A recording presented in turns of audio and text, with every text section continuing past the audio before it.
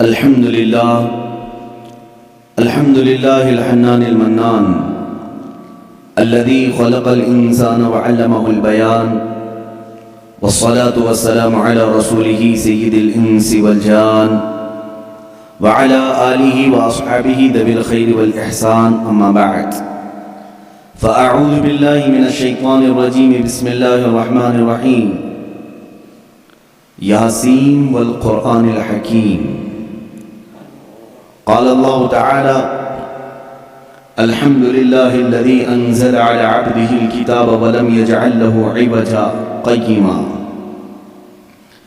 وقال الله تعالى في مقام آخر: إنا نحن نزلنا الذكر وإنا له لحافظون. صدق الله مولانا العظيم. وبلغنا رسوله النبي الأمين المتين المختار الكريم، ونحن على ذلك لمن الشاهدين والشاكرين، والحمد لله رب العالمین. بارگاہ رسالت معاب صلی اللہ تعالی علیہ وسلم میں درود پاک کا ہدیہ پیش کریں. اللہم صل علی سیدنا و مولانا محمد معدن الجود والکرم وآلہ واصحابہ الکرام وابنہ الکریم وبارک وسلم صلاة دائمة سرمدا ابدا. عزیزان گرامی وقار، آج کی اس محفل پاک میں ہماری زندگی کا دستور حیات جو اللہ تعالیٰ نے ہمیں عطا کیا ہے، ایک لا بلکہ ایک پوری مکمل زندگی کا ضابطہ، جسے ہم قرآن عظیم کہتے ہیں، اسی مکمل ضابطۂ حیات اور اس دستور حیات والی کتاب کے متعلق کچھ باتیں عرض کرنے کی کوشش کروں گا. ظاہر سی بات ہے، دنیا میں جو بھی چیز ہے اس کے استعمال کے طریقے بنانے والا خود ہی بتاتا ہے. کوئی بھی مشین اگر بنتی ہے تو اس کے ساتھ ایک بکلیٹ ہوتی ہے کہ اس کے استعمال کرنے کے طریقے کیا ہیں. آپ کوئی بھی گاڑی خرید کر کے لائیں تو اس میں بھی لکھا جاتا ہے کہ اس کے فنکشنز کیا کیا ہیں، فیچرز کیا کیا ہیں. تو ہر مشین اور ہر آلے کے استعمال کرنے کی چیزیں بنانے والا خود اس کے ساتھ دے دیتا ہے. اسی طرح میرے عزیزو، تمام جہاں کے انسانوں کو پیدا کرنے والے خالق نے انسان کی پیدائش سے لے کر موت تک کیسے جینا چاہیے، کیسے رہنا چاہیے، اس کے لیے جو ضابطہ بنایا ہے وہ قرآن بنا کر نازل فرمایا. ہماری زندگی کا مکمل دستور اس میں لکھا گیا ہے. یہ اور بات ہے کہ قرآن سے آج خود ہماری امت بہت پیچھے جا رہی ہے. یاد رکھنا ایک بات، اقبال نے کہا تھا، گر خواہی مسلمان زیستن، نیست ممکن جز بقرآن زیستن. اگر تم چاہتے ہو کہ مسلمان ہو کر کے جیو تو یہ بات ممکن ہی نہیں ہے کہ قرآن چھوڑ کر کے جی سکو. قرآن کے بغیر تمہاری زندگی ہی نہیں ہے، تمہارا وجود ہی نہیں ہے. یوں سمجھ لیں کہ جتنا زندہ رہنے کے لیے ہوا پانی کھانے کی ضرورت ہے، اسی طرح تمہارے ایمان اور اسلام کے زندہ رہنے کے لیے قرآن اتنا ہی ضروری ہے. بنا قرآن کے تمہاری زندگی نہیں. قرآن ایک ضابطۂ حیات صرف مسلمانوں کے لیے نہیں. اگر لوگوں کی تعصب کی عینک نکل جائے تو میں کہتا ہوں یہ سارے جہاں کے انسانوں کے لیے ضابطۂ حیات ہے. پورے دنیا کے انسانوں کے لیے، چاہے وہ آج کسی بھی دین سے تعلق رکھتے ہوں، ان سب کے لیے قرآن ضابطۂ حیات ہے. قرآن بتاتا ہے جینے کے سلیقے کیا ہیں، کون سی چیز تمہارے جسم کو فائدہ پہنچا سکتی ہے، کون سی چیز نقصان پہنچا سکتی ہے. اب میں آپ کو بتاؤں، گاڑی کسی نے بنایا اور آ کر کے آپ مجھ سے سوال کر رہے ہیں اس گاڑی میں کیا ڈالوں. میں تو آپ سے یہی کہوں گا گاڑی بنانے والے سے پوچھو، وہ زیادہ بہتر جانتا ہے. عزیزان گرامی، آج یہی حال ہمارا ہے. ہمیں پوچھنا یہ چاہیے تھا کہ میرے جسم کا نظام کون سی غذاؤں سے بہتر چلے گا. اے مولا تو ہی بتا، اس لیے کہ تو نے مجھے بنایا ہے. اور اللہ سے پوچھنا ہو تو قرآن کھولنا ہوگا. اس مولا نے بہت پہلے ہی تمہیں سارے ضابطے بیان کر دیے۔ اب ایک بات یہ بھی سمجھ کر کے چلیں، بنانے والے نے جو تمہیں ٹرمز کنڈیشن اور جو رولز ریگولیشن بتائے ہیں اس کے خلاف استعمال کرو گے تو مشین کا کیا ہونا ہے وہ سب تمہیں معلوم ہے۔ جا کر کے کار خرید کر کے لائے اور اس کے ساتھ بکلیٹ بھی ملی تھی۔ انہوں نے کہا تھا کمپنی والوں نے یہ کار پیٹرول سے چلتی ہے، ہو سکتا ہے آپ کے پاس پیسے زیادہ تھے، آپ نے کہا نہیں میں گھی ڈال کے چلاؤں گا۔ آپ نے پیٹرول کی بجائے کہا کہ نہیں میں تو مٹی کا تیل ڈالوں گا یا میٹھا تیل ڈالوں گا، کھانے والے تیل ڈالوں گا۔ اس گاڑی کا حشر کیا ہونا ہے وہ آپ کو معلوم ہے۔ کیوں؟ اگرچہ آپ کے دماغ میں گھی اور مہنگا ہے لیکن وہ مشین کے لیے سوٹیبل نہیں ہے۔ اسی طرح اے مسلمانوں، اے مومنوں، اللہ تبارک و تعالیٰ نے تمہارے جسم کو بنایا ہے، ایک ایک رگ کو، ایک ایک بال کو اس نے پیدا کیا ہے۔ وہ بہتر جانتا ہے کہ تمہارے جسم کے لیے کون سی چیز سوٹیبل ہے۔ اس کے بتائے ہوئے تعلیمات کو چھوڑ کر کے اگر تم دنیا کی سنو گے تو ظاہر سی بات ہے یہ ایسی ہی ہے جیسے بنانے والے کو چھوڑ کر کے دوسرے سب کے پاس جا رہا ہے آدمی۔ آپ سب دنیا کے اصول جانتے ہیں، پیٹ درد ہو، سر درد ہو، پیر درد ہو، کہیں پر بھی کچھ ہو جسم، تو آپ کسی کسان کے پاس بھی نہیں جاتے، انجینئر کے پاس بھی نہیں جاتے، حالانکہ کسان کھیتی باڑی بہت جانتا ہے، اسے جا کر پیٹ درد کیوں نہیں بتاتے، اسے کیوں نہیں کہتے کہ آپریشن کر دو؟ آپ کو معلوم ہے وہ پھوڑے سے آپریشن کرے گا۔ انجینئر کے پاس آپ نہیں جاتے اپنے جسمانی بیماریوں کو دکھانے کے لیے، اس لیے کہ آپ کو معلوم ہے امراض جسمانی سے جس کا تعلق ہے وہ ڈاکٹر ہوتا ہے، اسی سے پوچھنا چاہیے کیونکہ وہ ہمارے جسم پر ریسرچ کر چکا ہے۔ عزیزان گرامی وقار، دنیا میں یہ فارمولہ تم عمل کرتے ہو تو پھر یہ بات یہاں کیوں نہیں تسلیم کرتے کہ پوری باڈی کو، ہمارے پورے شریر کو، پورے جسم کو جس نے بنایا ہے ہم اسی سے اپنے متعلق کیوں نہ پوچھیں میری روح کس سے بڑھتی ہے، میرا جسم کس سے بڑھتا ہے، میرے دل کی دھڑکنیں کس سے قابو میں رہتی ہیں، مجھے کون سی چیز زبان کے اندر لینی ہے، کس چیز سے مجھے بچنی ہے۔ اسی لیے میرے عزیزو آج میں یہ کہنا چاہوں گا کہ جز بقرآن نیست ممکن زیستن، قرآن کو چھوڑ کر کے جینا بھی ممکن نہیں ہے، جینا بھی ممکن نہیں ہے ہمارے لیے، اس لیے کہ وہ خلاق کائنات نے پیدا کیا اور ساتھ میں تمہیں زندگی گزارنے کے اصول بھی بتا دی۔ میں قرآن کے سمندر میں جاؤں اگر اور آپ کو آج لے کر کے جاؤں تو شاید اس میں سے نکل بھی نہیں پائیں گے آپ۔ ایک ایسے سمندر کا نام ہے یہ جس میں جو جتنا غوطہ لگایا اتنی موتیاں لے کر کے آیا، اور اس کے عجائبات، اس کے اسرار، اس کے رموز کبھی ختم نہیں ہوں گے۔ میں جانتا ہوں اکثر میرے مجمع میں نوجوانوں کی کثرت ہوتی ہے اور تقریباً کالج کے بھی ہیں، پڑھے لکھے بھی ہیں۔ میں سب سے کہوں گا آج اپنا سارا علم سمیٹ کے بیٹھو، اور میں آج تم سے مخاطب ہوں، آپ سے مخاطب ہوں۔ میں سارے علوم پر آج انشاءاللہ ڈسکس کرنے کی کوشش کروں گا، سارے نہیں جتنے میرے بساط کے مطابق ہیں۔ میں آج پہلے آپ کو یہ بتا دوں کہ قرآن اسلام کی روشنی میں ہمارے نظریے کے اعتبار سے پہلے اس کی تھوڑی سی تاریخ۔ قرآن جو ہے یہ لفظ عربی ہے، بار بار پڑھی جانے والی چیز کو قرآن کہا جاتا ہے، اور دنیا میں ایسی کوئی کتاب ہی نہیں جس کو سب سے زیادہ قرآن کے علاوہ پڑھا جاتا، کوئی کتاب نہیں۔ اتنی زیادہ کثرت سے جس کی تلاوت ہوتی ہے دنیا میں ایسی کوئی کتاب ہے ہی نہیں، کوئی کتاب نہیں۔ احادیث رسول بھی نہیں، کیونکہ وہ تلاوت نہیں ہوتی، قرآن کی تلاوت ہوتی ہے۔ کروڑوں مسلمان ہیں اور بغیر قرآن کی تلاوت کیے کسی کی نماز بھی ممکن نہیں، کسی کی نماز بھی نہیں ہے۔ آپ کی نماز قرآن کے بغیر ہوتی ہے؟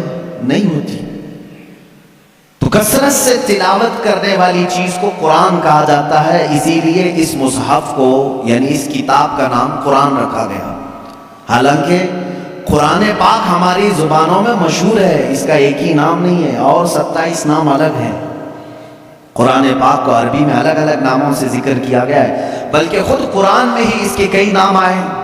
قرآن میں اللہ تعالیٰ نے اس کو فرقان بھی فرمایا، اسی کو تنزیل بھی فرمایا، اسی کو کتاب بھی فرمایا، اسی کو نور بھی فرمایا، اسی کا ایک نام شفا بھی ہے، اسی کا ایک نام رحمت بھی ہے، اسی کا ایک نام البیان بھی ہے، اسی کا ایک نام احسن الحدیث ہے، اسی کا ایک نام البرہان ہے، اسی کا ایک نام المیزان ہے، اسی کا ایک نام الامانہ ہے، اور اسی کا نام قرآن پاک بھی ہے۔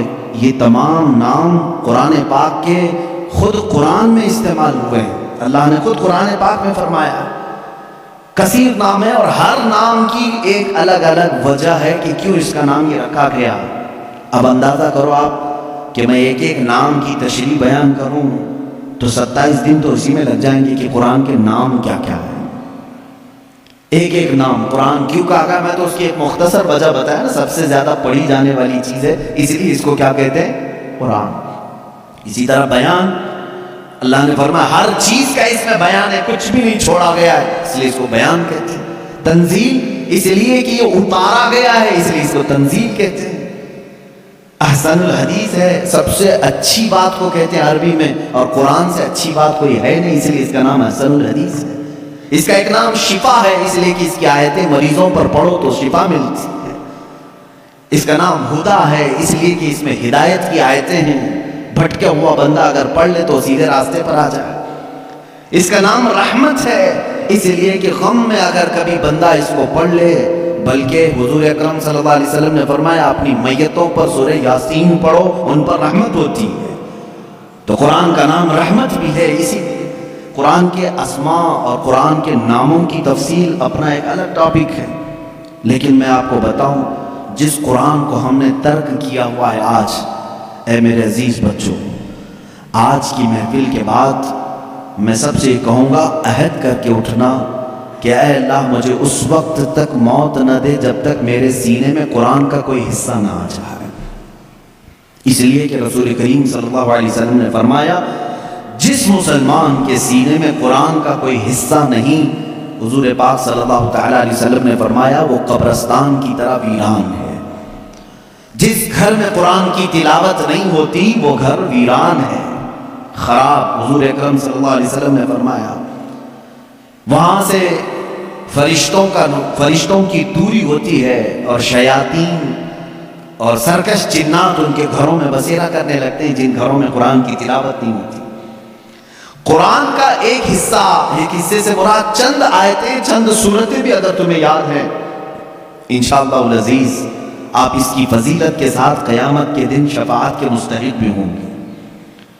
قرآن کا تھوڑا حصہ بھی اگر تمہارے سینے میں موجود ہے، اس لیے کہ اللہ کے حبیب صلی اللہ تعالیٰ علیہ وسلم سے صحابہ اکرام نے فرمایا، عرض کیا آقا دنیا سے جانے کے وقت سب سے اچھی چیز کیا لے کر کے جائیں اس دنیا میں؟ حضور پاک صلی اللہ علیہ وسلم نے فرمایا رب تعالیٰ کے نزدیک وہ بندہ دنیا میں لانے والی چیزوں میں سب سے بہتر ہے جو قرآن اپنے ساتھ لایا ہو۔ قرآن اپنے ساتھ لایا ہو مطلب کیا ہے؟ قبر میں یہ لکھا ہوا قرآن رکھ دیا آپ نے اور یہ سوچا کہ ہماری میت قرآن لے کر جا رہی ہے۔ میاں قرآن یہ ورقی قرآن نہیں کہہ رہا ہوں میں، قرآن وہ نفس قرآن جو لوح محفوظ میں ہے اور تمہارے دلوں میں اترا ہوا ہے، اس قرآن کی بات کر رہا ہوں۔ وہ قرآن جس نے بھی اپنے سینے میں رکھا اور اللہ کی بارگاہ میں گیا، اس کی سفارش قرآن کی مردود نہیں ہوتی۔ رسول کریم صلی اللہ تعالیٰ علیہ وسلم فرماتے ہیں دو چیزیں تمہارے عمل میں سے، تمہارے عمل جتنے بھی ہیں دنیا میں، جیسے نماز، روزہ، حج، زکوٰۃ، خیرات، صدقات، یہ سب جو اعمال ہیں، ان سارے اعمال میں سے دو عمل ایسے ہیں، حضور پاک صلی اللہ علیہ وسلم فرماتے ہیں وہ قیامت کے دن ان کو اللہ تعالیٰ شکل دے گا، انسانوں جیسی ایک شکل، اور وہ اپنے ساتھی کی سفارش کرنے کے لیے جھگڑا کریں گے۔ وہ آئیں گے سفارش کے لیے، پوچھا کہ وہ کون سی؟ کہا ایک روزہ رمضان، اللہ تعالیٰ اس کو شکل دے گا، اور دوسرا قرآن، اس کو بھی شکل دی جائے گی۔ حضور اکرم صلی اللہ تعالیٰ علیہ وسلم نے فرمایا جس کے حق میں یہ دونوں نے سفارش کر دی اس پر جنت واجب ہو گئی، اور جس کے خلاف آ کر کے یہ دونوں کھڑے ہو گئے، میرے آقا صلی اللہ علیہ وسلم فرماتے ہیں پھر اس پر دوزخ میں جانا لازم ہو جائے گا۔ اگر یہ دونوں آ کر کھڑے ہو گئے کسی کے خلاف، قرآن اور رمضان. رمضان کہے گا کہ مولا میں اس کے گھر جاتا تھا، اس نے بے حرمتی کی ہے، میری بے عزتی کی ہے. میں جب جاتا تھا تو یہ بے حیائیاں ویسے ہی کرتا تھا، میرا ادب و احترام کبھی نہیں کیا اس نے. اگر رمضان ہمارے خلاف کھڑا ہو گیا اور قرآن اگر یہ کہہ دیا کہ مولا کبھی اس نے مجھے اپنے سینے سے نہیں لگایا، کبھی میری آیتیں تلاوت نہیں کیا، اس کو آج معاف نہ کیا جائے، رب تعالیٰ ان دونوں کی سفارش اس حق میں بھی قبول کرے گا اور دوزخ میں بھیجے گا. اللہ کے رسول صلی اللہ تعالیٰ علیہ وسلم جو سید المعصومین ہیں، بخشے ہوئے ہیں، وہ دعا یہ کرتے تھے، اللہم اجعل القرآن حجتا لنا لا حجتا علینا. اے اللہ قرآن کو قیامت کے دن ہمارا سفارشی بنا، ہمارے خلاف مقدمہ کرنے والا نہ بنا. اندازہ کرو رسول کریم صلی اللہ تعالیٰ علیہ وسلم جب یہ دعا فرماتے تھے، اس قرآن کو تم ہلکا نہ سمجھو. اے مسلمانوں، سوچنے کی بات ہے، تمہارے پاس 1000 کتابیں نہیں ہیں، ایک ہی قرآن ہے جس سے ساری امت کو جوڑا گیا ہے. اور حد تو یہ بھی ہے، اسلام میں اسلام کے نام پر 70 سے زیادہ فرقے بنے، بہت فرقے بنے. ہر صدی میں کچھ نہ کچھ فرقے جنم لیتے رہے اور مرتے بھی رہے.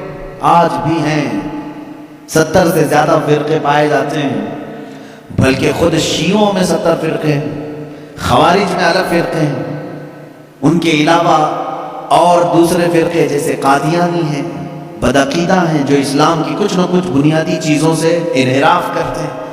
لیکن میں آپ کو بات بتاؤں، تقریباً جتنے اسلامی فرقے ہیں سب کا اتفاق ہے کہ قرآن یہی ہے، کوئی اور نہیں. یہ 30 پارے جو قرآن کے ہیں اس پر سب کا اتفاق ہے. یہ بھی قرآن کا ایک معجزہ ہے. دوسرے سارے مسئلوں میں اختلاف چل رہا ہے، لیکن قرآن کا الف لام میم سورہ فاتحہ سے شروع ہو کر والناس پہ ختم ہونے میں تقریباً سارے فرقے اس کو تسلیم کرتے ہیں. شیعوں کا ہمارا اختلاف ہے، اہل حدیث سے اختلاف ہے، دیوبندیوں سے اختلاف ہے، رافضیوں سے اختلاف ہے، قادیانیوں سے اختلاف ہے. لیکن جا کر کے سارے مکاتب فکر میں آپ دیکھیں، سب کے ہاں یہی قرآن پڑھا جاتا ہے، یہی قرآن ہے. اسی لیے میں کہتا ہوں ایک قرآن ہے، لیکن اس امت نے اس کو اتنا بوجھل کیوں سمجھا ہے، اس کو اتنا بھاری کیوں سمجھا ہے، جبکہ وہ مولا اسی قرآن میں یوں فرماتا ہے، ایک بار نہیں 4 بار فرما رہا ہے، وَلَقَدْ يَسَّرْنَا الْقُرْآنَ لِلذِّكْرِ فَهَلْ مِن مُّدَّكِرٍ. ہم نے قرآن کو یاد کرنے کے لیے آسان بنایا ہے، ہر کوئی یاد کرنے والا، ہر کوئی اتنا آسان ہے، اتنا آسان ہے. میں نے خود دیکھا ہے کہ وہ بچے جن کو ابھی سوجھ بوجھ بھی نہیں آتی، سمجھ بوجھ بھی نہیں آتی، وہ بھی جب قرآن یاد کرنے لگ جاتے ہیں تو ان کے سینوں میں قرآن اتر جاتا ہے. جب میں خود قرآن حفظ کرنے کے لیے نکلا تھا، ہماری عمر 11 سال کی تھی، بہت سارے معاملات سمجھ میں نہیں آتے تھے، لیکن ہم نے تیزی سے یاد کیا. اللہ کا فضل تھا، ہمارے ساتھ کچھ ایسے بھی تھے جن کو 2+2 کیا ہوتا ہے یہ بھی نہیں معلوم تھا، لیکن وہ 30 پارے کے حافظ تھے. دوسری چیزوں میں اگرچہ ذہن کند ہو، لیکن قرآن ایک معجزہ ہے جو یاد کرنے والے کے سینے میں اتر جاتا ہے. ہاں یہ اس کے ساتھ نہیں جاتا جو اس کو بھاری سمجھتا ہے، جو اس کو بوجھل سمجھ کر کے چھوڑا اس کے ساتھ نہیں جاتا، اور جو اس سے محبت کیا اس کے سینے میں بہت آسانی سے اترتا ہے. میں نے تو محسوس کیا ہے، ہمارے ساتھ ایسا بھی ہوتا رہا ہے، استاد بیٹھے ہوئے ہیں سنتے رہتے تھے. ایک دن کا اتفاق ایسا ہوا کہ خبر یہ لگی کہ کل شاید استاد آنے والے نہیں ہیں، موج مستی کرتے ہیں سارے، کل کا تو سبق چھٹی ہے، کچھ یاد نہیں، کیونکہ پہلے ہی معلوم ہو گیا استاد نہیں آنے والے ہیں. اور صبح 8 بجے سے کلاس چلتی تھی، 9 بجے تک نہیں آئے تو پکا ہو گیا کہ آئیں گی. کلاس بند کر کے نکلنے ہی والے تھے کہ استاد سامنے نظر آ گئے. سب کو کہا بیٹھو، میری کوئی چھٹی نہیں، میں تاخیر ہو گیا تھا، بس مؤخر ہو گیا تھا. آپ سبق سنانے کے لیے جس کو بھی بلایا جائے، ظاہر سی بات ہے جو سختیاں ہوتی تھیں کہاں سے، رات کو یاد نہیں کیے، صبح یاد نہیں کیے، سامنے اچانک سننے کے لیے. ایسے عالم میں میرا خود کا تجربہ بھی ہے، کئی ہمارے ساتھیوں کا بھی تجربہ ہے. قرآن پر ہاتھ رکھا، دل سے کہا اللہ کا کلام ہے، اتر جا جلدی سے، بس اور کچھ۔ شاید 10 منٹ لگے ہوں، 15 منٹ لگے ہوں، قرآن کے 2 صفحے یاد ہو جاتے تھے۔ جتنی جلدی پانی ہضم نہیں ہوتا اس سے جلدی قرآن یاد ہوتا تھا۔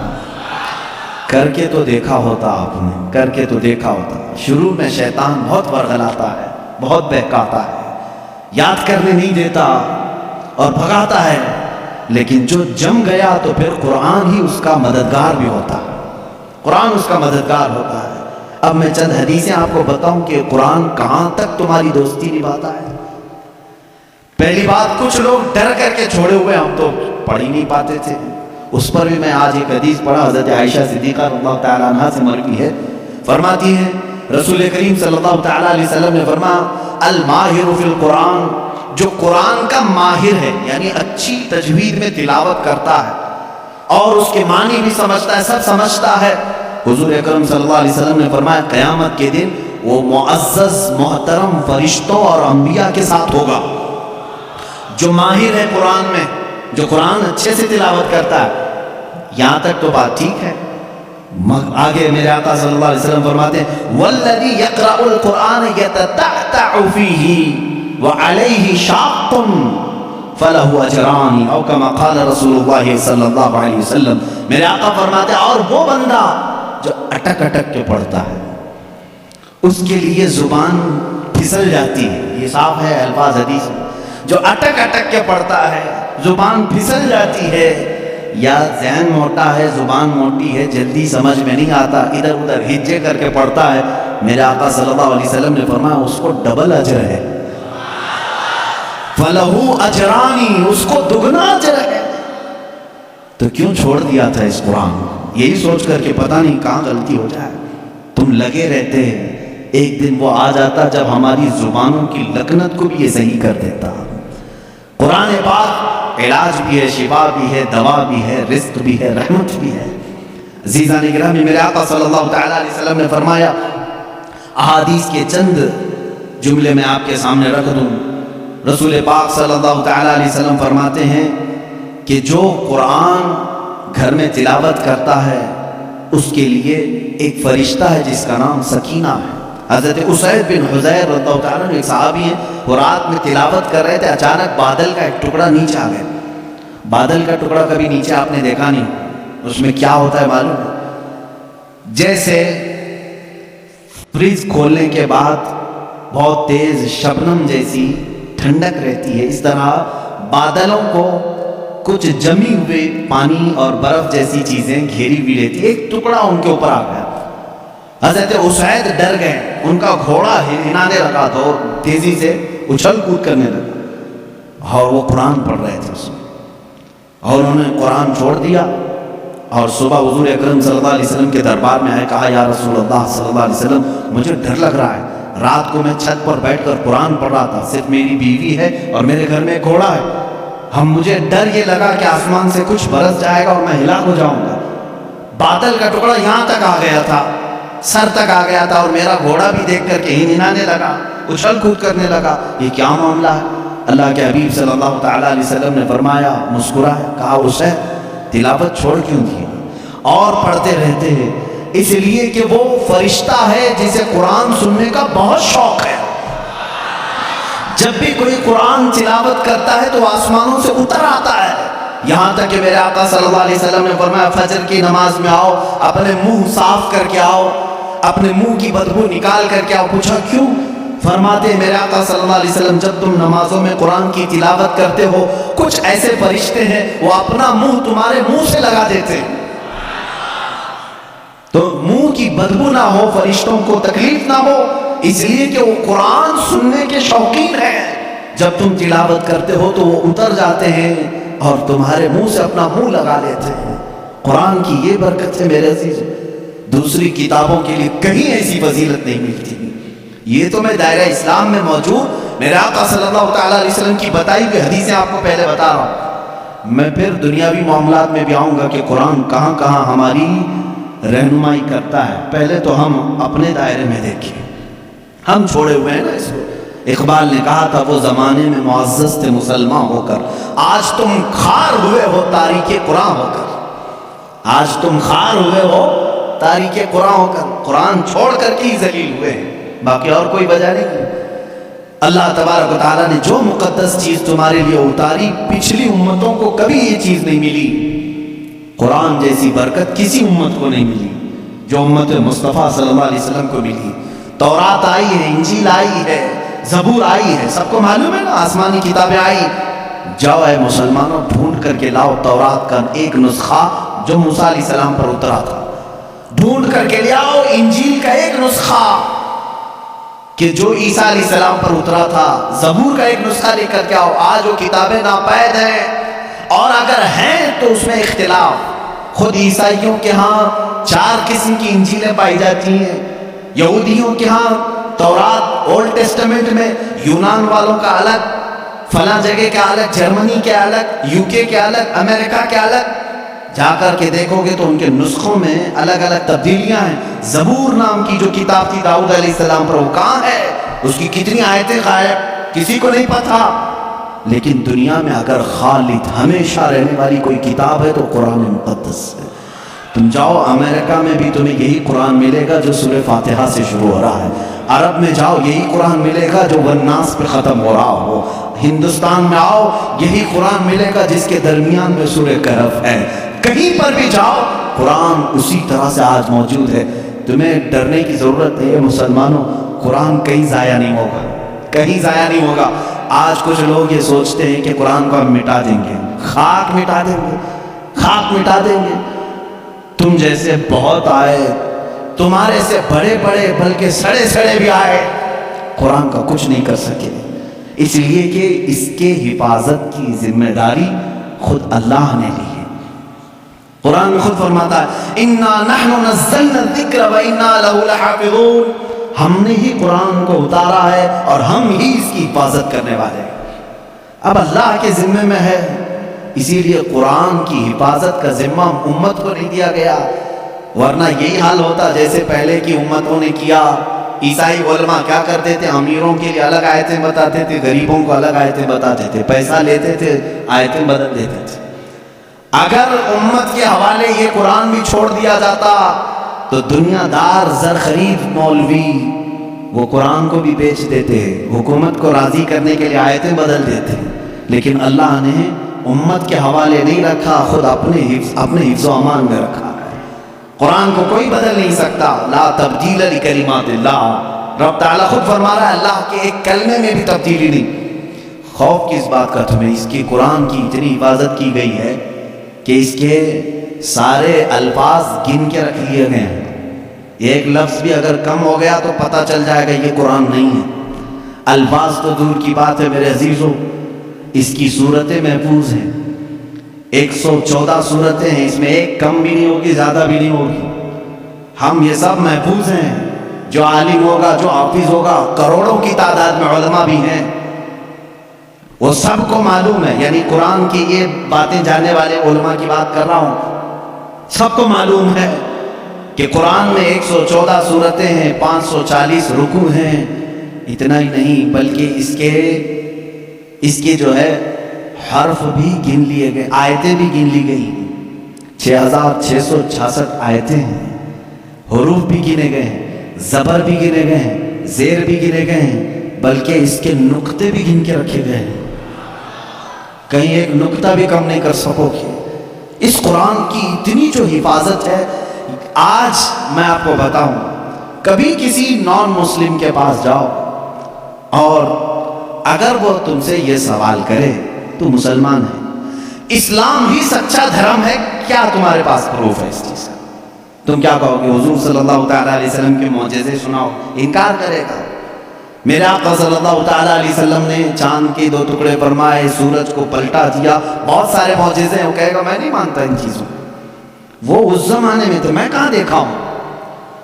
اگر تم اس کے سامنے اسلام کی عظیم فتوحات کو دکھاؤ گے، وہ کہے گا میں نہیں مانتا، یہ سب کہانیاں ہوں گی، ہمارے بھی بھگوانوں کے ذکر اس طرح سے کیے گئے ہیں، اسی طرح کی باتیں ہمارے پاس بھی موجود ہیں، ہر کوئی کہے گا۔ تمہارے پاس اگر اپنے حق ہونے کی کوئی علامت آج بھی موجود ہے تو صرف قرآن پاک ہے۔ اسے کہو میرے سچے مذہب پر اور اچھے مذہب پر قائم ہونے کی سب سے بڑی دلیل، سب سے بڑا پروف قرآن ہے۔ لا کر کے دکھاؤ اس طرح کی کوئی دوسری کتاب کسی کے پاس ہو۔ کم سے کم 1400 سال سے جو محفوظ چلی آ رہی ہے دنیا میں، کسی لیبارٹری میں بھی، کسی لائبریری میں بھی اتنی پرانی کوئی کتاب آج محفوظ موجود ہے ہی نہیں۔ یہ میری بات نہیں، ساری دنیا کا جو دوسرے ریلیجن سے تعلق رکھتے ہیں ان کا بھی یہی قول ہے کہ قرآن سے زیادہ محفوظ اس دنیا میں اب کوئی چیز نہیں رہ گئی۔ اس کی حفاظت کو اللہ نے اس طرح سے ترتیب دے کر فرمایا ہے کہ مسلمان اپنے بچوں کو حافظ قرآن بناتے ہیں اور اس کی حفاظت میں لگے ہوئے ہیں۔ اللہ تعالیٰ نے سینوں کو چنا ہوا ہے اس قرآن کی حفاظت کے لیے۔ خیر میرے عزیزوں، احادیث کریمہ میں یہ ہے، حضور اکرم صلی اللہ تعالیٰ علیہ وسلم فرماتے ہیں قیامت کے دن ایک بندہ آئے گا جو قرآن تلاوت کرتا تھا، اس کے حساب کی باری آئے گی تو رب تعالیٰ اس سے فرمائے گا اقرأ القرآن وارتقی ورتل، اے بندے قرآن یہاں پر بھی پڑھ جیسے دنیا میں پڑھتا تھا، جیسے تو قرآن پڑھتا تھا یہاں پر بھی پڑھ، اور جب تک وہ پڑھتا رہے گا رب تبارک تعالیٰ فرماتا ہے ورتقی ورتل، ایک آیت پڑھ ایک درجہ اوپر، دوسری آیت پڑھ دوسرا درجہ اوپر، تیسری آیت پڑھ تیسرا درجہ اوپر، جنت میں وہ درجے طے کرتا جاتا رہے گا، جہاں جا کر کے وہ قرآن کی تلاوت ختم کرے گا کہا جائے گا یہی تیرا درجہ ہے۔ میرے آقا صلی اللہ تعالیٰ علیہ وسلم سے پوچھا گیا کہ کیا یہ قرآن جب تک وہ تلاوت کرتا رہے گا اس کے درجے بلند ہوتے رہیں گے؟ حضور اکرم صلی اللہ علیہ وسلم کی حدیث میں ہاں، میں نے جنت میں دیکھا ہے قرآن کی تلاوت کرنے والوں سے اوپر کسی کا درجہ آیا ہی نہیں، کیونکہ یہ تلاوت کرتے کرتے، کیونکہ جو کچھ بھی جنت حاصل کرنے کا آپشن ہے نا وہ دنیا میں ہی تو ہے۔ تم اتنی نمازیں پڑھو تو یہ جنت ہے، اتنے روزے رکھو تو یہ جنت کا دروازہ تمہارے لیے، حج کرو تو یہ جنت کا دروازہ تمہارے لیے، سارے آپشن جنت حاصل کرنے کے دنیا میں ہے۔ یہ دارالعمل ہے، مرنے کے بعد عمل ختم ہو جائے گا، لیکن قیامت میں صرف ایک عمل ہے جس کو پھر رب تعالیٰ ریپیٹ کروائے گا۔ وہاں نہیں کہا جائے گا نماز پھر سے پڑھ کے دیکھا، حج کر کے دیکھا، روزہ رکھ کے دیکھا، ختم ہو گئے اعمال، لیکن قرآن پڑھنے والے کو کہا جائے گا ابھی چاہتا ہے تو پڑھ اور اوپر چل اور بڑھتا جا، تو جس کو قرآن آتا ہوگا وہ پڑھتا جائے گا اور درجے طے کرتا جائے گا۔ یہ فضیلتیں میرے آقا صلی اللہ تعالیٰ علیہ وسلم نے سنائی، اور یہ جو حدیثیں میں ذکر کر رہا ہوں متفق علیہ اور صحیح احادیث آپ کے سامنے ذکر کر رہا ہوں۔ یہاں تک کہ حضور اکرم صلی اللہ تعالیٰ علیہ وسلم کی ایک حدیث ہے، قیامت کے دن وہ بچے جنہوں نے قرآن کو اپنے سینے میں رکھا تھا وہ بلائے جائیں گے، اللہ کا کلام یاد کیا، تو جب وہ آئیں گے تو رب تبارک و تعالیٰ ان بچوں کو بعد میں فرمائے گا ان کے والدین کے سر پر پہلے تاج رکھا جائے، البس والداہ تاجا یوم القیامت، رسول کریم صلی اللہ علیہ وسلم فرماتے ہیں قیامت کے دن ایسا تاج پہنایا جائے گا جس سے سورج کی روشنی بھی پھیکی پڑے۔ اہل محشر پوچھیں گے یہ کیا نبی ہے، یہ صدیق ہے، یہ کون ہے؟ تو فرشتے کہیں گے نہ یہ نبی ہے، نہ صدیق ہیں، نہ شہداء ہیں، بلکہ صرف ایک حافظ قرآن کے ماں باپ ہیں، صرف ایک حافظ قرآن کے ماں باپ ہیں۔ جب ماں باپ کو تاج پہنایا جا رہا ہے تو جس کے سینے میں قرآن تھا اس کو کیا کیا جائے گا؟ رب تعالیٰ اس کے لیے فرماتا ہے، میرے آقا صلی اللہ علیہ وسلم نے فرمایا اس حافظ قرآن کو بلایا جائے گا اور اس سے کہا جائے گا ایسے 10 لوگ تیرے خاندان کے جن پر دوزخ میں جانا واجب ہو گیا، ان کا ہاتھ پکڑ، صرف اس کی برکت سے میں ان کی جہنم کی سزا کو معاف کر کے تیرے ساتھ جنت عطا کروں، اس کی سفارش قبول کی جائے گی۔ لیکن یاد رکھیں میرے عزیزو، حافظ قرآن قرآن کی آیات پر عمل کرتا ہو، اس کا ادب بھی کریں، احترام بھی کریں۔ آج زمانے میں حفاظ قرآن کے ساتھ بہت ہی برے سلوک دیکھنے کو ملتے ہیں، یاد رکھنا قیامت کے دن وہ اس عذاب میں مبتلا ہوں گے جو قرآن کی بے حرمتی کرنے والے کا عذاب ہوگا، کیونکہ وہ حافظ قرآن کی بے ادبی کرتے ہیں۔ ہمارے بزرگان دین جو سلف صالحین ہیں، میں نے پڑھا بھی ہے، بزرگان دین کا طریقہ تو یہ ہوتا تھا کہ اگر کوئی حافظ قرآن زمین پر بیٹھا ہے تو وہ کبھی اوپر نہیں بیٹھتے تھے، ہاں اگر وہ خود حافظ قرآن ہیں تو پھر دونوں کے معاملات ایک طرح کے ہیں. لیکن کوئی حافظ قرآن نہیں ہے اور کوئی حافظ نیچے بیٹھا ہے تو علماء بزرگان دین اس کو بے ادبی محسوس کرتے تھے. اللہ کا کلام سینے میں لے کر وہ نیچے ہے اور بغیر حفظ قرآن کیا ہوا اوپر بیٹھا ہے. اس کو بزرگان دین نے بے ادبی محسوس فرمائی. بہرحال قرآن ایک ایسا جامع نظام اللہ تعالیٰ نے تمہیں عطا کیا، اس کی فضیلتیں میں نے بتائی. اور سب سے بڑی بات کیا ہے معلوم ہے؟ قرآن اللہ نے اتارا، آیتیں ساری چیزیں میرے آقا صلی اللہ علیہ وسلم پر اترتی رہیں. اس کی پہلی آیت جو اتری اقرا بسم ربک الذی خلق، غار حرا میں واقعہ آپ کو معلوم ہوگا. میرے آقا صلی اللہ تعالیٰ علیہ وسلم پہاڑ پر ایک غار ہے، آج بھی مکہ کے کنارے، غار حرا اس کو کہتے ہیں، جبل نور. وہاں پر عبادت کے لیے جایا کرتے تھے. جبرائیل امین ایک رات آئے اور روایات یہ بتاتی ہیں کہ وہ 17 رمضان المبارک کی رات تھی. آ کر کے انہوں نے حضور اکرم صلی اللہ علیہ وسلم سے صرف اتنا کہا اقرا، پڑھو. آپ صلی اللہ علیہ وسلم نے فرمایا ما انا بقاری، میں نہیں پڑھنے والا. بعض بے وقوف اس کا ترجمہ یوں کرتے ہیں مجھے پڑھنا نہیں آتا. حضور اکرم صلی اللہ تعالیٰ علیہ وسلم کو پڑھنا نہیں آتا. آپ نے جبرائیل امین نے سینے سے سینہ لگایا اور پھر کہا اقرا، کہا پڑھو. میرے آقا صلی اللہ علیہ وسلم نے وہی جواب دیا. 4 بار اس طرح سے ہوا. چوتھی مرتبہ جو ہے جبرائیل امین نے صرف اقرا نہیں کہا. اقرا کا مطلب کیا ہوتا ہے؟ پڑھ، یا آرڈر ہے، آرڈر پڑھ. لیکن جبرائیل امین نے جب یہ کہا اقرا بسم ربک الذی خلق، پڑھ اس رب کے نام سے جس نے پیدا کیا، میرے آقا صلی اللہ علیہ وسلم نے پڑھنا شروع کیا. میرے آقا نے مزاج یہ بتایا اپنے امت کو کہ پڑھو وہی جو رب تک تمہیں پہنچا ہے، تعلیم حاصل کرو وہی جو رب کے نام سے شروع ہو یا رب تک تمہیں پہنچائے. یہ آیتیں یہاں سے شروع ہوئی اور آیتیں جو ختم ہوئی ہیں اس میں اختلاف ہے. بعض علماء نے لکھا ہے کہ الیوم اکملت لکم دینکم، یہ آخری آیت تھی جو حجۃ الوداع میں میرے آقا صلی اللہ علیہ وسلم جب آخری حج میں تھے نازل ہوئی. بعض علماء اور مفسرین نے فرمایا اذا جاء نصر اللہ والفتح، یہ سورہ پڑھتے ہوں گے نا آپ نماز میں، یہ قرآن کی سب سے آخری سورہ ہے نازل ہونے کے اعتبار سے. ایک بات ذہن میں رکھ لیں، نازل ہونے کی ترتیب الگ ہے اور پڑھنے کی آج ترتیب الگ ہے.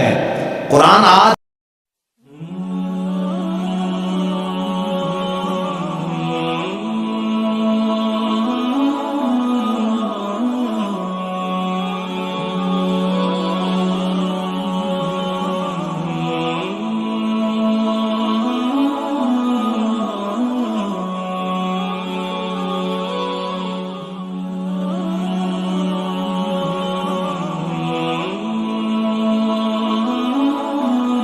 جو پڑھا جاتا ہے اس کی ترتیب کیسے ہے؟ سورہ فاتحہ پہلے ہے الحمدللہ، اس کے بعد سورہ بقرہ ہے، اس کے بعد سورہ آل عمران ہے، اس کے بعد سورہ نساء ہے، اس کے بعد سورہ مائدہ ہے، اس کے بعد سورہ انعام ہے، پھر سورہ اعراف. اس طرح سے یہ صورتیں چلی اور ختم کہاں پہ ہوئی؟ سورہ والناس، قل اعوذ برب الناس ملک الناس پڑھتے ہیں نا، یہ آخری سورہ. یہ پڑھنے کی ترتیب ہے، لیکن نازل ہونے کی جو ترتیب ہے وہ الگ ہے. پہلے آیت نازل ہوئی تھی کہاں؟ 5. یہ باتیں میں کیوں بتا رہا ہوں، یہ لاسٹ میں آپ کو خود سمجھ میں آ جائے. ذہن میں اتنا رکھ لینا، سب سے پہلے کون سی آیت نازل ہوئی؟ اقرا بسم ربک الذی خلق. آج بھی جب بچوں کی بسم اللہ خوانی ہم کراتے ہیں تو یہی آیتیں پڑھاتے ہیں. بچے کو سب سے پہلے یہی پڑھاتے ہیں. 5 آیتیں میں پڑھ بھی دیتا ہوں.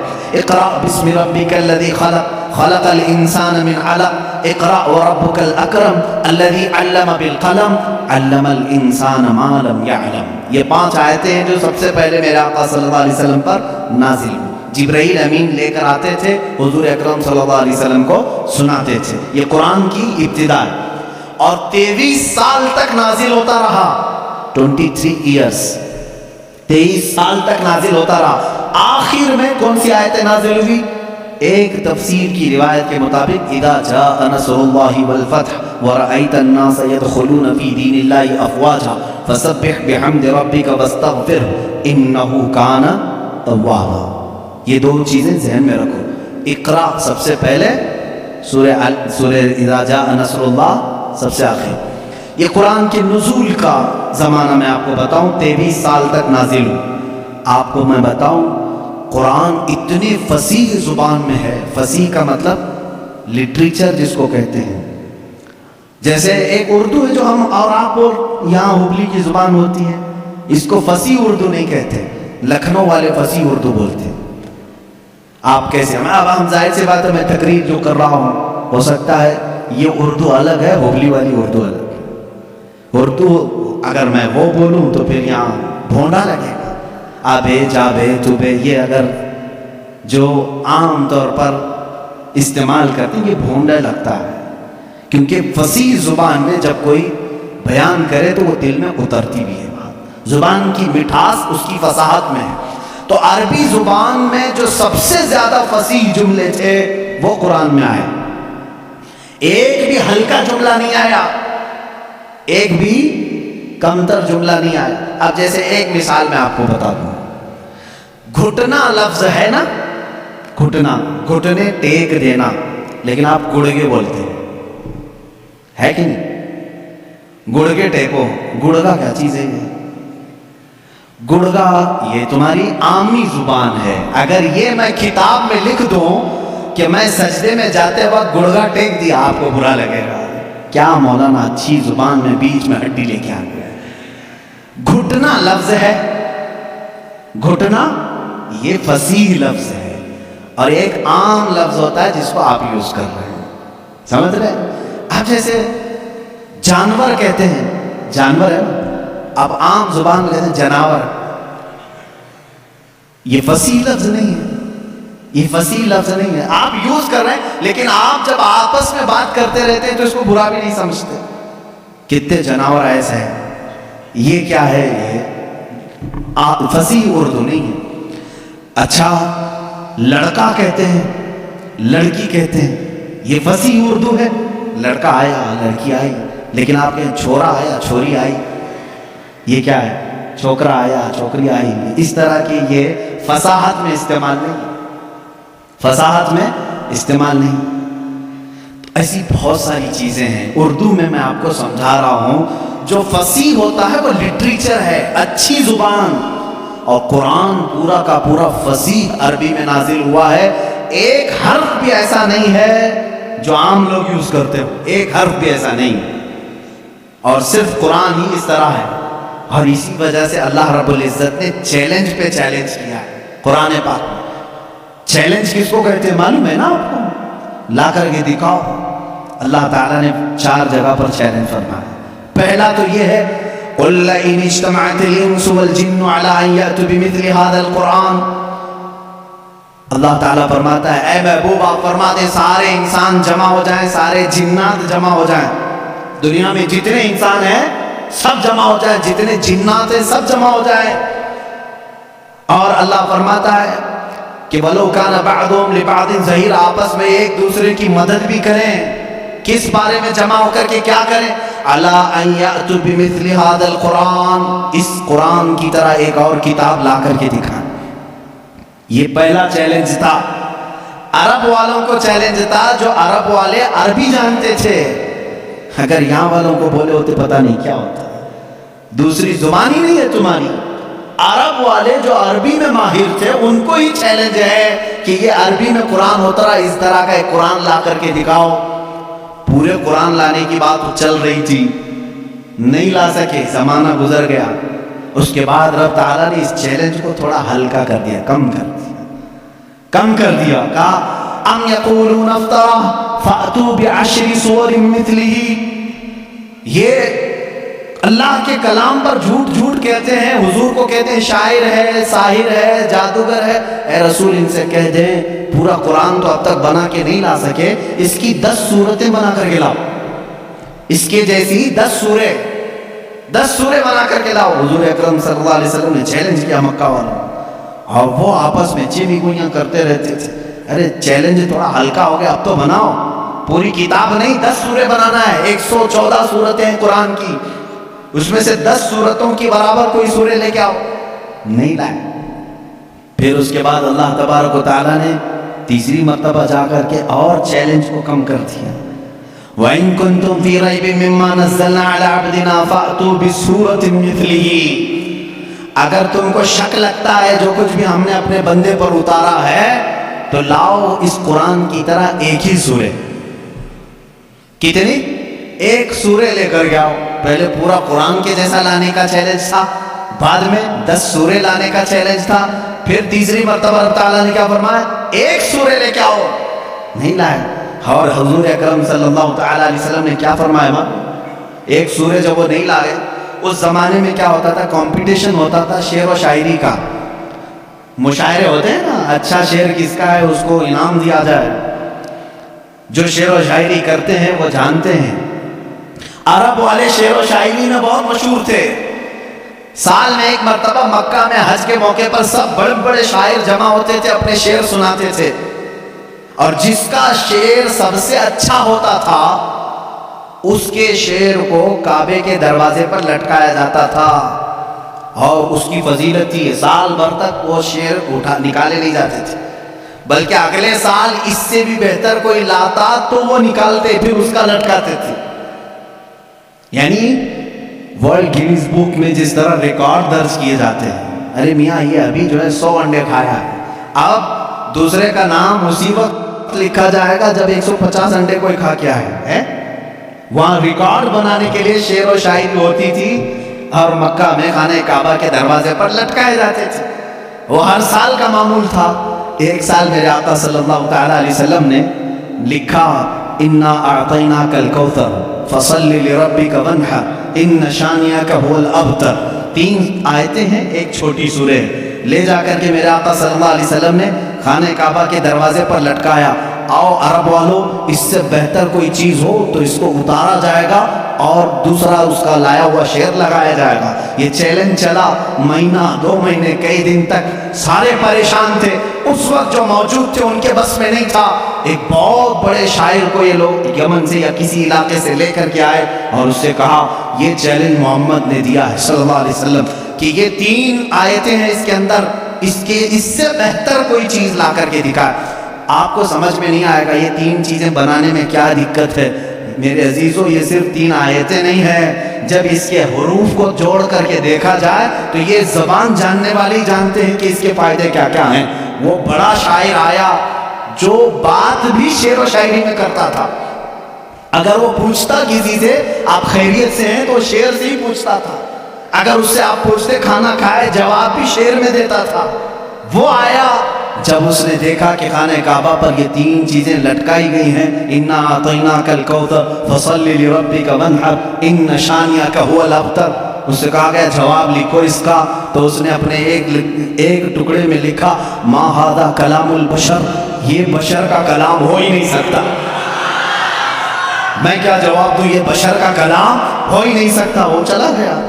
یہ چیلنج چلتا رہا, کوئی نہیں لا سکا قرآن کے مثل. اور آپ کو میں بتاؤں مزہ کا خیز بات, بہت مرتبہ مسیلمہ کذاب ایک ایسا شخص تھا جو اپنی الگ شریعت چلانا چاہتا تھا, حضور کے علاوہ اپنے آپ کو نبی کہنا چاہتا تھا. اس سے لوگوں نے کہا کہ محمد صلی اللہ تعالیٰ علیہ وسلم وہ نبی ہیں, ان پر قرآن کی آیتیں اترتی ہیں, تو بھی تو لے کے آ, تیرے پاس کہاں ہے کتاب. جیسے قادیانی کو بھی کہا گیا تھا, غلام مرزا قادیانی جو ہے, یہ مرزا غلام احمد قادیانی جو پنجاب کا تھا, اس نے بھی نبی ہونے کا دعویٰ کیا تھا. اس کا بھی وہی حشر ہے جو مسیلمہ کذاب کا تھا. جھوٹے نبوت کے دعوے دار دجال ہوتے ہیں, یاد رکھو. میرے آقا صلی اللہ علیہ وسلم خاتم النبیین ہیں, آپ کے بعد کوئی نبی نہیں ہوگا. لیکن وہ مسیلمہ کذاب نے جب یہ کہا, کوئی اس سے جب لوگوں نے کہا تیرے پاس کہاں ہے, آیتیں ہونا چاہیے ویسے قرآن کی جیسے محمد صلی اللہ علیہ وسلم کے پاس آتی, کہا میں بھی بنا کر کے لاتا ہوں, میرے پاس بھی آتے ہیں.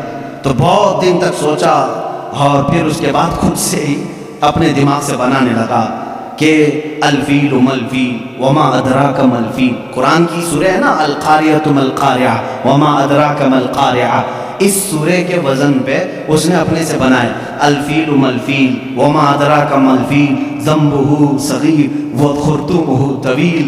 یہ بنایا, لے کر کے آیا سارے لوگوں کے سامنے. کیا مطلب ہے معلوم ہے اس کا؟ الفیل ملفیل, ہاتھی. کیا ہاتھی؟ وما ادراک ملفیل, تم کیا جانو کہ ہاتھی کیا ہوتا ہے؟ اس کی پونچھ چھوٹی ہوتی ہے, اس کی سونڈ لمبی ہوتی ہے. ابھی یہاں ہنس رہے ہیں, عرب والے تو اس پر پیٹ پکڑ کر ہنسنے لگے. کیا بنا کے لایا بیوقوف.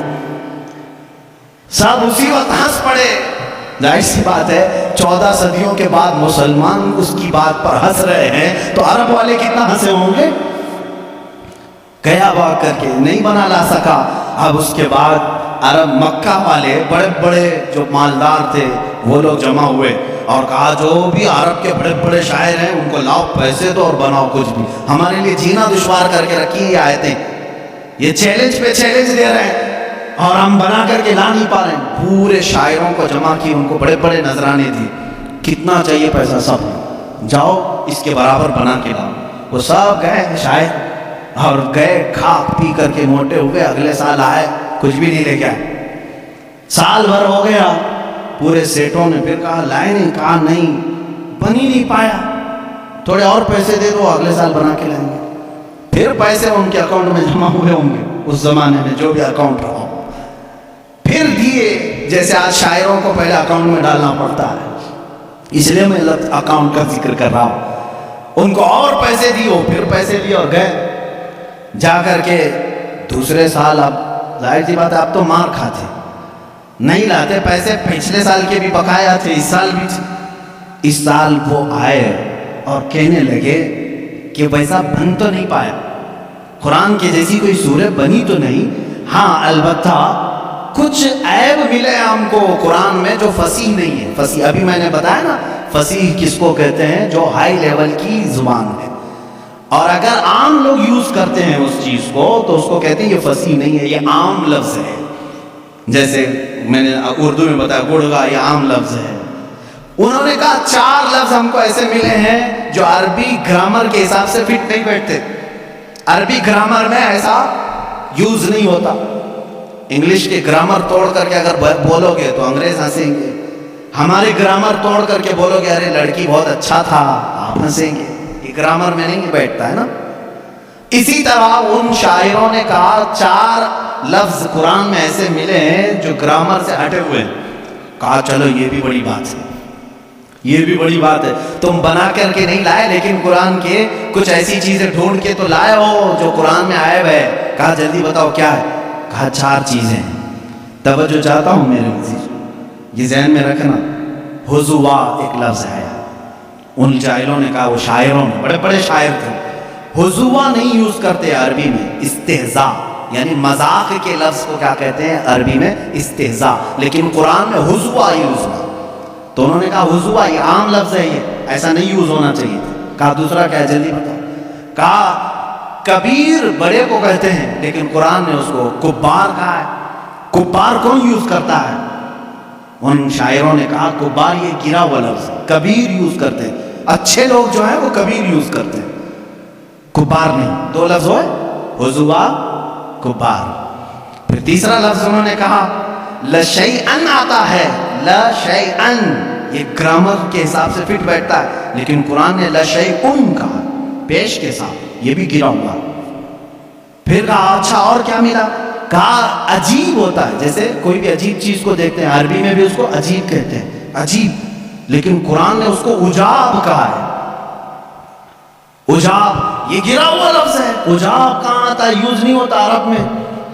तो ये सेठ लोग बड़े खुश हो गए, चलो कुछ तो कमियां ढूंढ के लाए 2 साल की मेहनत के बाद। चलो मोहम्मद सल्लल्लाहु अलैहि वसल्लम के पास आए, कहा है मोहम्मद सल्लल्लाहु अलैहि वसल्लम आपके चैलेंज को हमने एक्सेप्ट किया, सूरतें तो नहीं लाए लेकिन तुम्हारे कुरान में 4 ऐसी बातें हैं जो फसीह नहीं है, आम है, ग्रामर से गिरी हुई हैं। हुजूर सल्लल्लाहु ताला अलैहि वसल्लम ने पूछा भी नहीं क्या है क्या नहीं, कहा मैं तुमसे बात नहीं करूंगा, तुमसे बात नहीं करूंगा, तुम और मैं हो ना, हमारे दोनों के बीच में कोई एक बड़ा फैसला करने वाला होना चाहिए। कौन तय करेगा, कौन तय करेगा कि अरबी ग्रामर के हिसाब से फिट बैठते हैं कि नहीं बैठते हैं, फसीह है कि गैर फसीह है। तो हुजूर सल्लल्लाहु ताला अलैहि वसल्लम ने यह फैसला भी उनके ही हवाले कर दिया, जाओ तुम ही ढूंढ के लाओ कोई ऐसा बड़ा आदमी जो मेरे और तुम्हारे दरमियान फैसला करेगा। तो उन्होंने कहा ठीक है ढूंढते हैं। ढूंढ ढूंढ करके जानते हो किसको लाया, एक 97 बरस का बूढ़ा था, 97 ईयर्स का। वो अपनी लैंग्वेज को इतनी महफूज रखता था कि शहर की लैंग्वेज मिक्स ना हो जाए इसके लिए वो पहाड़ों पे रहता था। उसको अपनी लैंग्वेज पर फख्र था, उससे ज्यादा अरब में कोई फसीह आदमी नहीं था। اگر اس کی طرف سے کوئی بات آئی تو پورے عرب میں وہ قانون بن جاتی تھی. یہ لینگویج بہت فصیح ہے, فلاں بوڑھا جو 97 سال کا وہ بولتا ہے. تو یہ لوگ گئے, سارے سیٹھ اور شاعر اس کے پاس گئے, کہا ہمارے اور محمد صلی اللہ علیہ وسلم کے درمیان میں ایک مقدمہ ہے, آپ کو فیصلہ کرنا ہے. انہوں نے کچھ بتایا ہی نہیں تھا کیا ہے کیا نہیں ہے. اس بوڑھے کو منا لیا اور وہ بوڑھا اتر کے آیا, پہاڑوں سے اتر کر کے حضور کے پاس آئے. اب فیصلہ ہونا تھا.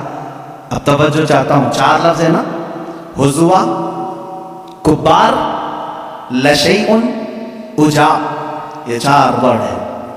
ان کا دعویٰ تھا. اس بوڑھے کو لے کر کے آئے, فیصل بنا کر کے حضور صلی اللہ علیہ وسلم کے پاس. جب وہ آیا تو حضور بیٹھے ہوئے تھے, اور عرب میں بڑے لوگ آتے ہیں تو کھڑے ہو کر کے استقبال کرتے تھے. حضور اکرم صلی اللہ علیہ وسلم نے نہیں استقبال کیا, اٹھے ہی نہیں, آپ بیٹھے رہے. وہ بوڑھا آیا, دیکھتا رہا, اور اس کے بعد آ کر کے اپنی جگہ بیٹھ گئے. حضور کھڑے ہو گئے. وہ جب بیٹھا حضور کھڑے ہو گئے. وہ بچک کر کے پھر کھڑا ہو گیا. بوڑھا تھا, حضور صلی اللہ علیہ وسلم بیٹھ گئے, پھر وہ بھی بیٹھا. تھوڑی دیر وہ ادھر بیٹھا تو میرے آقا صلی اللہ علیہ وسلم نے فرمایا نہیں ادھر آ کے بیٹھو. اس کو اٹھایا, پھر ادھر بیٹھایا. تھوڑی دیر ابھی وہ بیٹھا تھا, پھر حضور نے فرمایا یہاں نہیں, ادھر آ کے بیٹھو, ادھر ہی ٹھیک تھا. اس کو پھر ادھر اٹھایا. بھائی 97 سال کے بوڑھے کو اگر بار بار اٹھاؤ گے بٹھاؤ گے سنت جائے گی, کیا ہوگا. پھر اس کے بعد اس کو حضور نے کہا تیسری مرتبہ, ارے نہیں آمنے سامنے بات کرنا اچھا, یہاں سے اٹھو سامنے آؤ. ارے میاں اب تو اس کی حالت خراب ہو گئی. اٹھا اور غصے میں بولنے لگا, یا محمد انی شیخ کبار اتتخذنی ہزوا وان منکم ھذا لشیء عجاب. اس بوڑھے نے کیا کہا معلوم ہے؟ اے محمد انی شیخ کبار, میں بوڑھا آدمی ہوں, اتتخذنی ہزوا, کیا تم میرا مذاق کر رہے ہو, وَإِنَّ مِنْكُمْ هَذَا لَشَيْءٌ عُجَابٌ, اور ایسا معاملہ تمہارے سے یہ بہت عجیب لگتا ہے. 4 ورڈ اس نے ایک جملے میں یوز کیے. حضور اکرم صلی اللہ علیہ وسلم نے ان شاعروں کی طرف دیکھا, لائے بھی تو اس کو لائے ہو جو قرآن کی باتیں ہی یوز کر رہا ہے. بیچارے اب ان کے پاس منہ جھکا کر جانے کے علاوہ کیا چاہ رہا تھا. فیصلہ ہو گیا اس دن. یہ بوڑھا جو بات کہتا ہے وہ فصیح بات کہتا ہے. بعد میں اس بوڑھے کو پتا بھی نہیں تھا کہ یہ لوگ لائے کس بات کے لیے تھے, کس چیز کا فیصلہ کرنے کے لیے لائے تھے. ہو سکتا ہے بعد میں جا کر کے اس کو بہت جھگڑا ہوا ہوگا کہ ہم تو یہی 4 باتوں کو یہاں پر تمہیں بتانے کے لیے لائے تھے کہ قرآن میں غیر فصیح وہی بول کے آ گئے. خیر یہ ایسا ہی ہوا جیسے کسی بچے کو باپ یہ کہہ کر کے گھر پہ آنے والے سے کہتے ہیں کہہ دینا ابا سو رہے ہیں. سامنے کوئی گھر کے باہر آتا ہے تو بچہ جا کر کے کہتا ہے ابا کہہ رہے ہیں ابا سوئے ہیں. یہی بات ہوتی ہے. اسی طرح سے اس کے ساتھ بھی معاملہ ہوا ہوگا. بہرحال قرآن کا چیلنج برقرار رہا اور آج تک باقی ہے. آج کے اس ڈیجیٹل لائف میں بھی کوئی قرآن کا یہ مثل لا نہیں لا سکا. وہ کتاب تمہارے پاس ہے میرے عزیزو. اللہ رب العزت نے اس کتاب کے اندر کتنے علوم کا سمندر رکھا ہے, کبھی آپ نے سوچا ہے؟ یہ وہ لوگ تھے جو عرب لا نہیں سکے, لیکن جو سمجھ بوجھ رکھتے تھے انہوں نے قرآن کا مطالعہ شروع کیا اور اس میں سے جواہر نکالے, موتیاں نکالی. اب مختصر میں ذکر کرتا چلا جاؤں گا. سارے علوم قرآن میں ہیں. میں اس کو کالج کے جو اسٹوڈنٹس ہیں یا جو پروفیسرز ہیں یا جو لیکچرر ہیں یا جو ڈاکٹرز ہیں, انجینئر ہیں, جو بھی ہیں, وہ آج میری اس تقریر کے مخاطب ہیں. سنو, قرآن پاک میں وہ علوم جس کی ایجاد آج کے زمانے میں کہی جاتی ہو, میں 14 صدیوں پہلے کی ان آیات میں تمہیں صاف واضح بتا سکتا ہوں کہ کون کون سے علوم قرآن میں آئے ہیں. آپ نے شاید پہلے دن ہی سنا ہوگا ایسٹرونومی. یہ وہ علم ہے جو علم الفلکیات جس کو کہتے ہیں, آسمان کائنات کا علم. کائنات کا علم, آسمانوں میں کیا ہے, گیلیکسی میں کیا ہے اور کیسے دنیا وجود میں آئی, اس علم کے جاننے والے ایسٹرونومی کہلائے جاتے ہیں. ایسٹرونومی کے بیسک فارمولے قرآن پاک میں ہے. جانتے ہیں آپ ایسٹرونومی کی سب سے بڑی تحقیق کیا ہے؟ ان سائنسدانوں کی سب سے بڑی تحقیق یہ ہے کہ ایک شخص ہے انگریزوں کا, جس کو یہ کہا گیا ہے اسٹیفن ہاکنگ، یہ 1925 کی بات ہے جس نے سب سے پہلے یہ کہا کہ کائنات پھیل رہی ہے۔ 1925 میں 1925 میں سب سے پہلے اس نے یہ کہا میں دیکھ رہا ہوں گیلیکسی میں سٹارز دور دور ہو رہے ہیں اور پھیل رہی ہے یہ کائنات۔ اس نے وسعت کائنات کا نظریہ سب سے پہلے دیا۔ اور قرآن کہتا ہے وَالسَّمَاءَ بَنَيْنَاهَا بِأَيْدٍ وَإِنَّا لَمُوسِعُونَ، آسمان کو ہم نے اپنے دست قدرت سے بنایا ہے اور اس کو ہم قیامت تک پھیلاتے رہیں گے۔ قرآن کہہ رہا ہے اس کو ہم پھیلاتے رہیں گے۔ اور یہ ہے آسٹرونومی کے لیے یہ جو جس کا نام میں نے لیا ہے اسٹیفن ہاکنگ، اس نے کہا یہ 20ویں صدی کی سب سے بڑی تحقیق ہے، سب سے بڑی تحقیق ہے۔ جو معلوم نہیں 14ویں صدی میں 14 صدی پہلے ہی یہ تحقیق اللہ کے کلام میں آ چکی۔ عزیزان گرامی، اور یہ آپ کو بگ بینگ کا جو میں نے بتایا تھا فرسٹ ڈے، آپ نے سنا ہوگا، اس زمانے میں نہیں بلکہ یہ بگ بینگ کا جو وہ لایا ہے جس نے آسٹرونومی میں، جو سب سے پہلے سائنسدان نے کہا کہ پہلے یہ زمین آسمان سب چیزیں ایک ہی تھی، ایک بڑا دھماکہ ہوا، اس سے پوری کائنات پھیلی۔ ان کا اب جا کر کے یہ نظریہ ہوا کہ ایک بڑا دھماکہ ہوا، اس کے بعد سب چیزیں الگ ہو گئی، چاند الگ ہوا، تارے الگ ہوئے اور سورج الگ ہوا، زمین الگ، آسمان الگ۔ اس تھیوری کو قرآن نے خود بیان کیا ہے، اولم یر الذین کفروا ان السماوات والارض کانتا رتقا ففتقناہما۔ اللہ فرماتا ہے اے محبوب کیا نہیں دیکھتے وہ کافر اب بھی انکار کر رہے ہیں، زمین اور آسمان ملے ہوئے تھے، ہم نے ان کو پھاڑ کر کے الگ کیا۔ فتقناہما، فتق کہتے ہیں ایسا زور کا دھماکہ ہونا اور جھٹکا دینا جس سے ساری چیزیں بکھر جائیں۔ اور قرآن نے اس بگ بینگ کا ذکر کیا ہے۔ یہ اور بات ہے کہ اس کی تحقیقات اور ہوتی رہیں گی۔ ایسٹرولوجی جس میں علم نجوم ہے، اس کے متعلق بھی میں نے بتایا تھا کہ ستاروں کے متعلق بلیک ہول کا تذکرہ سورہ واقعہ میں موجود ہے۔ اللہ فرماتا ہے لا اقسم بمواقع النجوم، قسم ہے ان جگہوں کی جہاں جا کر کے ستارے فنا ہو جاتے ہیں، اس کو آج سائنسدان بلیک ہول کہتے ہیں۔ یہ ایسٹرولوجی ہے۔ اور بوٹانی جانتے ہوں گے آپ، علم نباتات، پودوں کا علم، یہ ایک پورا باضابطہ ایگریکلچر، اس پر تو یونیورسٹیاں قائم ہیں جس میں پودوں کی نشو و نما کے متعلق تحقیقات ہوتی ہے، اور قرآن اس کی تمام تفصیلات بتا رہا ہے۔ وَمِن كُلِّ الثَّمَرَاتِ جَعَلَ فِيهَا زَوْجَيْنِ اثْنَيْنِ، اللہ فرماتا ہے ہر پھل میں ہم نے میل اور فیمیل رکھا ہے۔ آج کے سائنس کہہ رہا ہے ہر درخت میں میل اور فیمیل ہوتے ہیں۔ یہ قرآن کے وہ علوم ہے۔ بوٹانی اس علم کو کہتے ہیں۔ آپ میرے پاس اسٹوڈنٹس ہوں گے کوئی ایگریکلچر کے، درختوں کے، پیڑ پودوں کے معاملات کے سلسلے میں قرآن کی ایک نہیں 10 آیتیں میں تمہارے سامنے پیش کروں گا۔ اس کے علاوہ زولوجی، ایسٹرولوجی کے علاوہ زولوجی جانوروں کا علم، حیوانات کا علم، اس علم پر بھی آج کروڑوں ڈالر خرچ کیے جاتے ہیں۔ زولوجی اور اینیملز کے اوپر ریسرچ کیے جاتے ہیں۔ زولوجی قرآن میں بیان ہے۔ تمہیں معلوم ہے وَمَا مِن دَابَّةٍ فِي الْأَرْضِ وَلَا طَائِرٍ يَطِيرُ بِجَنَاحِهِ إِلَّا أُمَمٌ أَمْثَالُكُمْ۔ ایک سائنسدان ہے، اس سائنسدان کا نام میں تذکرہ نہیں کر رہا ہوں، اس نے سب سے پہلے کہا جانوروں میں بھی انسانوں جیسی کچھ عادتیں ہیں، میں نے ان پر تحقیق کی ہے۔ اس سائنسدان نے کہا، اور رب تعالیٰ فرماتا ہے زمین میں کوئی جانور ایسا نہیں اور اڑنے والے پرندوں میں کوئی ایسا نہیں، الا امم امثالکم، وہ سب کے سب تمہارے جیسی سوسائٹی رکھتے ہیں، تمہارے جیسی سوسائٹی، ان کے خاندان ہوتے ہیں، ان کے اپنی برادریاں ہوتی ہیں، ایک ہی خاندان کے ساتھ اڑتے ہیں، آتے ہیں، جاتے ہیں۔ یہ پرندوں کا معاشرتی معاملہ یہ زولوجی کہلاتا ہے، آج کی تحقیق میں ہے اور قرآن میں موجود ہے۔ قرآن اس بات کو پہلے بتا چکا ہے۔ صرف پرندوں کی بات نہیں میرے عزیزوں، اس کے علاوہ جو اور بھی اس میں قرآن پاک میں چونٹیوں کا علم، ایک سائنسدان ہے، اس نے کہا ہے کہ چونٹیاں بات کرتی ہیں ایک دوسرے کو، اور یہ سب ایک دوسرے کے کانٹیکٹ میں آ کر کے ہی کام کرتی ہیں۔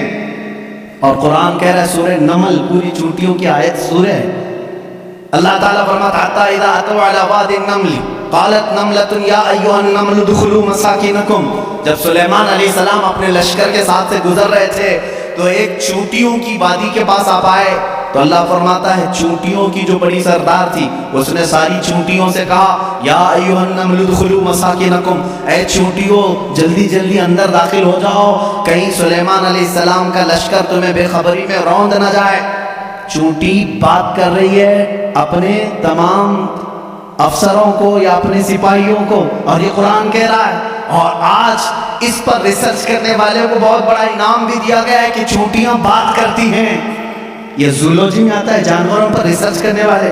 شہد کی مکھی پر ایک بندہ ہے جس نے ریسرچ کیا اور اس کو نوبل انعام ملا ہے، نوبل پرائز ملا ہے۔ اس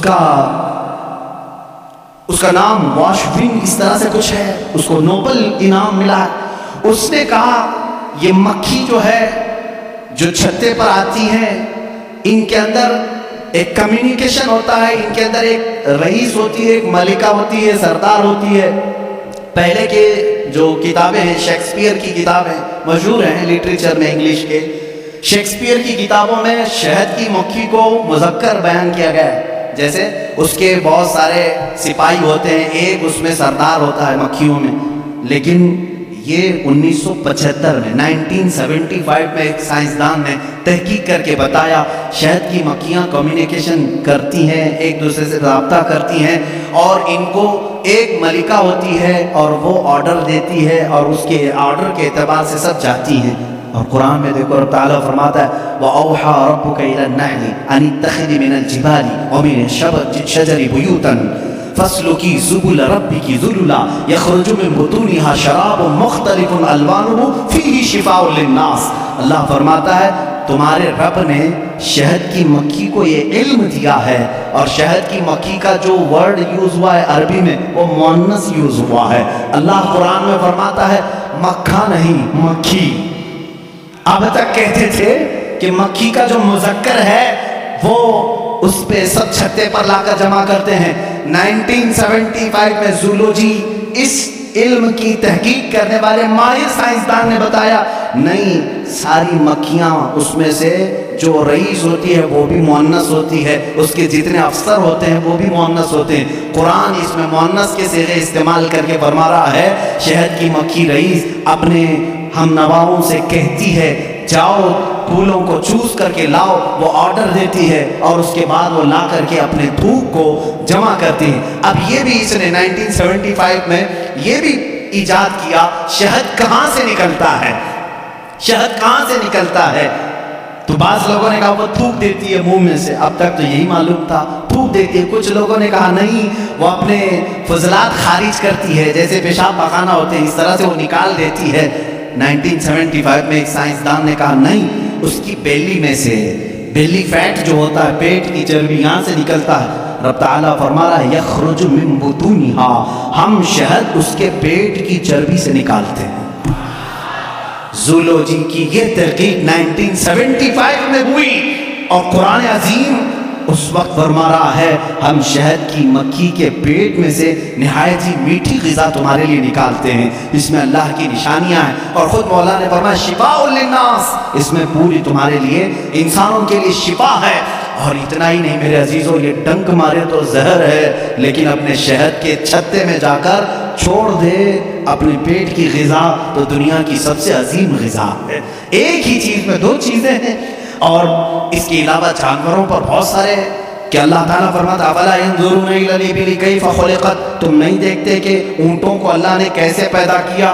تو زولوجی کے سے تعلق رکھنے والے اسٹوڈنٹ سے میں کہتا ہوں اونٹوں کی پیدائش پر تم بھی ریسرچ کرتے ہوں گے۔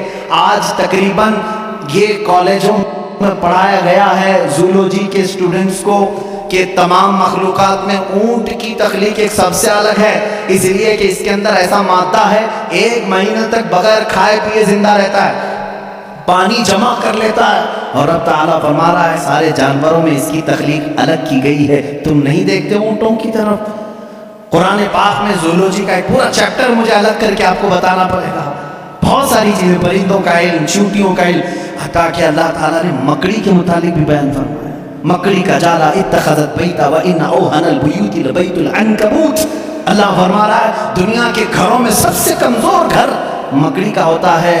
آج تحقیق تقریباً 1950 یا 60 کے بیچ میں ایک سائنسدان نے کہا کہ مکڑی جانوروں میں سب سے کمزور دل والی ہوتی ہے، اس لیے کہ یہ اپنے نر کو ہی مار دیتی ہے، اور قرآن کہہ رہا ہے اتخذ وَإِنَّ أَوْهَنَ الْبُيُوتِ، بلکہ اللہ فرما رہا ہے سب سے کمزور گھر مکڑی کا ہوتا ہے اور سب سے کمزور دل بھی اس کا ہوتا ہے۔ یہ زولوجی کے چیپٹرز ہیں۔ اگر اس کے بعد اور تھوڑا سا نکلو گے تو پھر میں اگر آپ کو آگے لے جاؤں میڈیسن کے بارے میں، قرآن نے کیا کیا کہا ہے، بہت بڑا ایک طویل چیپٹر ہے میڈیسن، دوائیوں کے متعلق قرآن میں پورا علم موجود ہے۔ شہد کو ہی لے کر کے آج ریسرچ ہوئے ہیں، شہد کے اندر اللہ نے فرمایا فیہ شفاء للناس، اس میں لوگوں کے لیے شفا ہے۔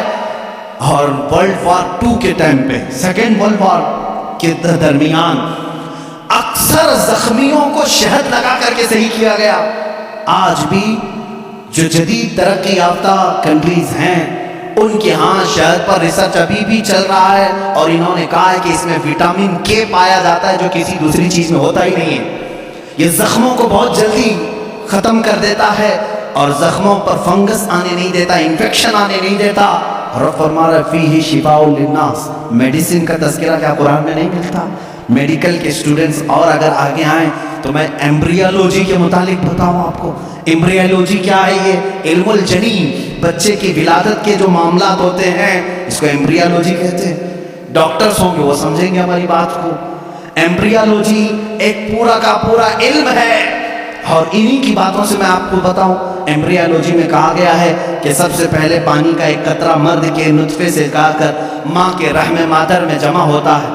پہلے قرآن کی آیتیں پڑھو، وَلَقَدْ خَلَقْنَا الْإِنسَانَ مِنْ سُلَالَةٍ مِنْ طِينٍ ثُمَّ جَعَلْنَا النُّطْفَةَ عَلَقَةً فَخَلَقْنَا الْعَلَقَةَ مُضْغَةً فَخَلَقْنَا الْمُضْغَةَ عِظَامًا فَكَسَوْنَا الْعِظَامَ لَحْمًا۔ اللہ تعالیٰ نے اس آیت کو، اس طرح کی آیت کو 3 یا 4 مرتبہ، انسان کی تخلیق کیسے ہوئی، رب فرماتا ہے اللہ تعالیٰ نے نطفے سے تمہیں پیدا کیا، نطفے سے۔ اچھا، میں ایک ڈاکٹر صاحب سے بات ہو رہی تھی، انہوں نے کہا پورا نطفہ جو ہوتا ہے انسان کا، منی جو مرد کی ہوتی ہے، اس میں ایک بار کی منی میں تقریباً 30 لاکھ سپرم ہوتے ہیں، جو جراثیم جس کو کیڑا یہ لوگ کہتے ہیں، جو جا کر کے عورت کے اوم میں، یعنی اس کے بیضے ہوتے ہیں، انڈے ہوتے ہیں، اس میں ٹکراتا ہے اور جا کر کے فکس ہو گیا اگر ایک جراثیم، ایک کیڑا، ایک سپرم کا، تو پھر بچے کی ولادت وہاں سے شروع ہوتی۔ تو انہوں نے کہا کہ 30 لاکھ میں سے ایک ہی جاتا ہے، 30 لاکھ میں سے ایک ہی جاتا ہے۔ اور رب تعالیٰ کے اس کلام پر قربان جاؤ، اللہ فرماتا ہے سلالۃ من ماء مہین، کہ جب تم نطفہ ڈالتے ہو تو بہت سارے پانی میں سے جو اصل ہوتا ہے مولا اسی سے پیدا کرتا ہے۔ سلالہ کہتے ہیں سب سے قیمتی چیز، اس میں سے جو اصل ہے اسی سے پیدا کرتا ہے۔ 30 لاکھ اگر سپرم میں جراثیم آئے ہوں، صرف ایک ہی سے پیدا کیا جاتا ہے۔ پھر اس کے بعد اللہ تعالیٰ نے فرمایا ہم اس کے ذریعے سے علقہ بناتے ہیں۔ علقہ کیا ہے؟ مضغہ کیا ہے؟ علقہ بستہ خون ہے، بستہ خون مطلب خون جیسے ہوتا ہے۔ میں نے ایک ڈاکٹر سے پوچھا اس میں ہی انٹرنیٹ پر، تو انہوں نے ایک تحقیق مجھے بھیجی کہ ایمبریالوجی کے شروع کے دنوں میں یہ ہوتا ہے کہ جیسے جونک ہوتی ہے نا، جونک ایک کیڑا ہے، چپک جائے تو چھوڑتا نہیں، تو علقہ قرآن میں ذکر ہے، میں اس پر پڑھ رہا تھا۔ علقہ جیسے چنگم والی چیز ہوتی ہے، چپکنے والی، اگر خون کے چپکنے والے حصہ کوئی بن گیا تو اس کو علقہ کہتے ہیں۔ اور آج ڈاکٹرز کہہ رہے ہیں نطفے کے بعد اگر سب سے پہلے بچے میں کچھ بنتا ہے تو وہ گم ٹائپ کا ایک خون بنتا ہے جس کو قرآن بتا رہا ہے۔ یہ ساری چیزیں سونوگرافی کے بعد معلوم ہوتی، اسکین کرنے کے بعد معلوم ہوتی، اور اس کے بعد مضغہ ہے، گوشت کا ایک لوتھڑا، اس میں اللہ تعالیٰ نے جو مضغہ لفظ استعمال فرمایا، اس کا مطلب کیا ہے یہ بھی ڈاکٹرز اس کی بھی تسلیم کریں۔ ایک بہت بڑا سائنسدان ہے، اس سے پوچھا گیا 3rd سٹیج ایمبریالوجی سٹیجز میں سے 3rd سٹیج کیا ہے، تو اس نے ایک لمبا سا آٹا یا کچھ چنگم لیا، اس کو دانتوں میں رکھا، چبا کر کے دکھایا، ایک لمبا کیڑا اور اس پر دانتوں کے نشان، دانتوں کے نشان۔ ڈاکٹرز جب سکیننگ کریں گے تو ان کو یہ پتا چلے گا کہ پہلے ماں کے پیٹ میں ایک لمبی چیز بنی جس پر دانتوں کے نشان جیسے۔ قرآن نے مضغہ کہا، مضغہ کیا چیز ہے؟ جب عربی میں اس کا ترجمہ دیکھا گیا تو ایسی چیز جو لمبی ہڈی ہو اور اس میں جگہ جگہ سے کاٹا گیا ہو، مضغہ اس کو کہتے ہیں. اور ڈاکٹرز کل 100% اتفاق کرتے ہیں کہ 3rd سٹیج میں جب یہ بچے کی ولادت آتی ہے تو اس کی صرف ریڑھ کی ہڈی بنی ہوتی ہے جو پیٹھ پر ہے، جس میں جگہ جگہ گانٹھ ہے. ایسا لگتا ہے جیسے کسی نے کسی چیز کو چبایا. یہ قرآن میں ایمبریولوجی کا فلسفہ موجود ہے. اگر یہ سٹیجز میں بتاؤں 9 مہینے تک بولنا پڑے گا. بچے کی ولادت 9 مہینے بعد ہوتی ہے. ایمبریولوجی کے بہت ساری چیزیں اور اللہ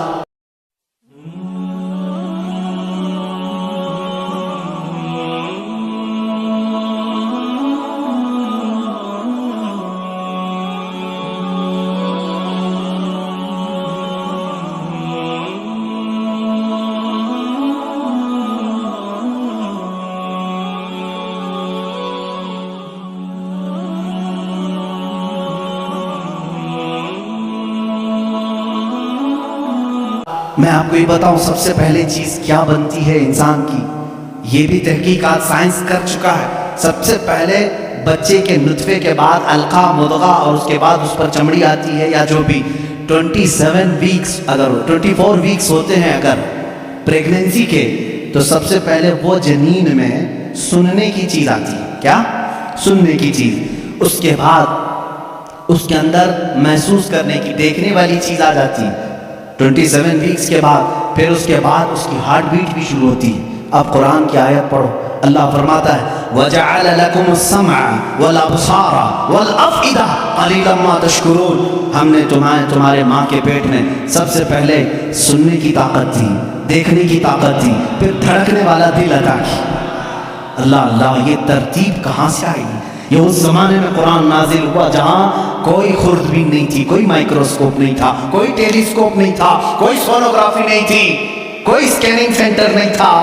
جب قرآن یہ بتا رہا ہے وہ لوگ اس وقت ماؤں کے پیٹ میں کیسے بات جان سکتے تھے؟ ایک بہت بڑا سائنسدان ہے، اس کے سامنے ایمبریولوجی کے تذکرے کیے گئے اور قرآن کی آیتیں بتائی گئی تو وہ کہتا ہے شاید محمد صلی اللہ علیہ وسلم کے پاس کوئی ایسی بڑی مشین تھی جس کو وہ دیکھ کر کے سب بتائیں. ان سے کہا گیا میاں یہ 1400 سال پہلے کی ہے، تو خود ہنسنے لگا. ہاں یہ تو ٹیلیسکوپ جو دیکھنے والی خوردبین ہے، مائکروسکوپ، یہ تو 16ویں صدی میں ایجاد ہوئی ہے، اور اس وقت جب ایجاد ہوئی تو بڑی بڑی چیزیں خالی دیکھ سکتی تھی، چھوٹی چیزوں کو دیکھا بھی نہیں جاتا. پھر اس نے اٹھ کر کے یہ کہا پھر تو یا تو اوپر والی کوئی طاقت ان کے ساتھ ہوگی.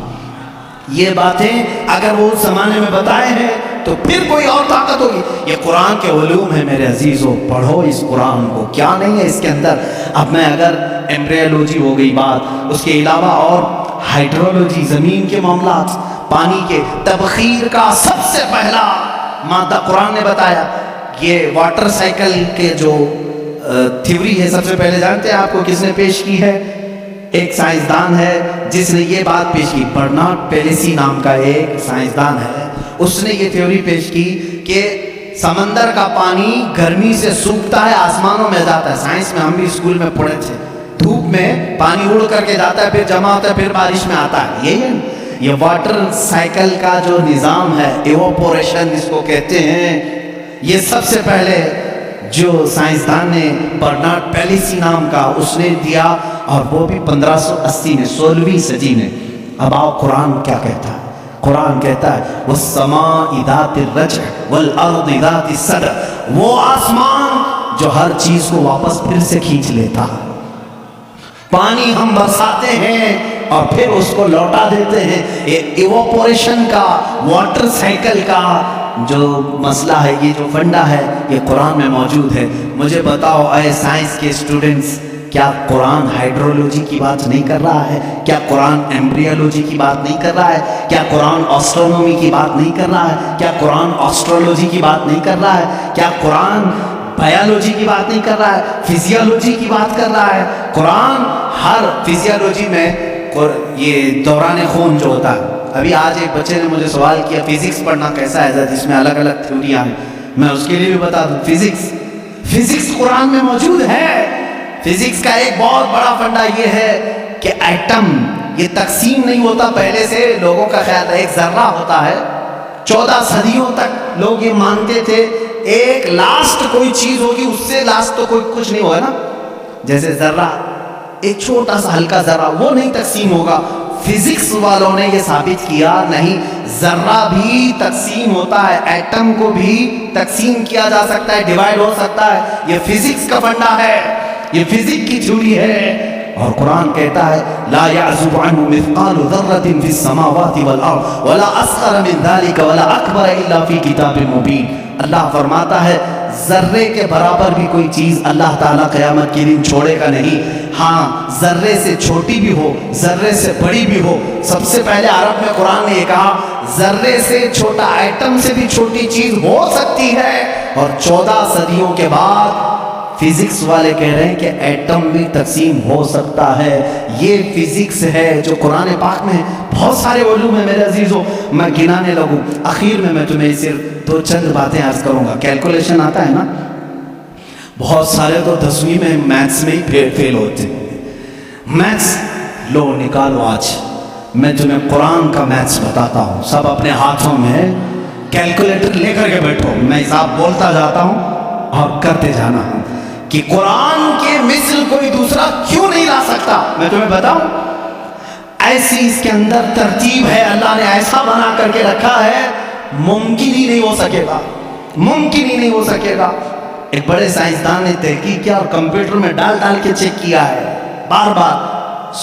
اس نے 1965 میں یہ تحقیق ہوئی تھی. میں آپ کو اس کے متعلق بتاتا ہوں. اس میں جو الفاظ ذکر ہوئے ہیں نا قرآن میں، وہ یوں ہی نہیں ہے کوئی بیان آ رہا ہے، جبکہ آپ کو معلوم ہے اس میں قصے بھی ہیں، زمانے ماضی کی خبریں بھی ہیں، انبیاء کے تذکرے بھی ہیں، معاشرے میں ہونے والے ان کے اوپر عذابات کا بھی ذکر ہے. قرآن میں ہے کہ نہیں ہے؟ قرآن میں یوسف علیہ السلام کا قصہ ہے، موسیٰ علیہ السلام کا قصہ ہے، ایوب علیہ السلام کا قصہ ہے، ابراہیم علیہ السلام کا قصہ ہے، اسماعیل علیہ السلام کے ذبح ہونے کا قصہ ہے. یہ سب ہے نا. یہ کچھ قصے بیان کیے جا رہے ہیں اور اللہ تعالیٰ نے کچھ چیزوں کی فضیلت بیان کی، کچھ حلال بیان کیے، کچھ حرام بیان کیے. حرام چیزیں کیا کیا ہیں، حلال چیزیں کیا کیا ہیں، تمہیں کرنا کیا ہے، نہیں کرنا کیا ہے، یہ پورا ٹاپک ہے قرآن کا. لیکن اس میں جو بھی ورڈ یوز ہوا ہے نا، وہ پورا کا پورا حساب کے کیلکولیشن سے فٹ بیٹھتا ہے، فٹ بیٹھتا ہے.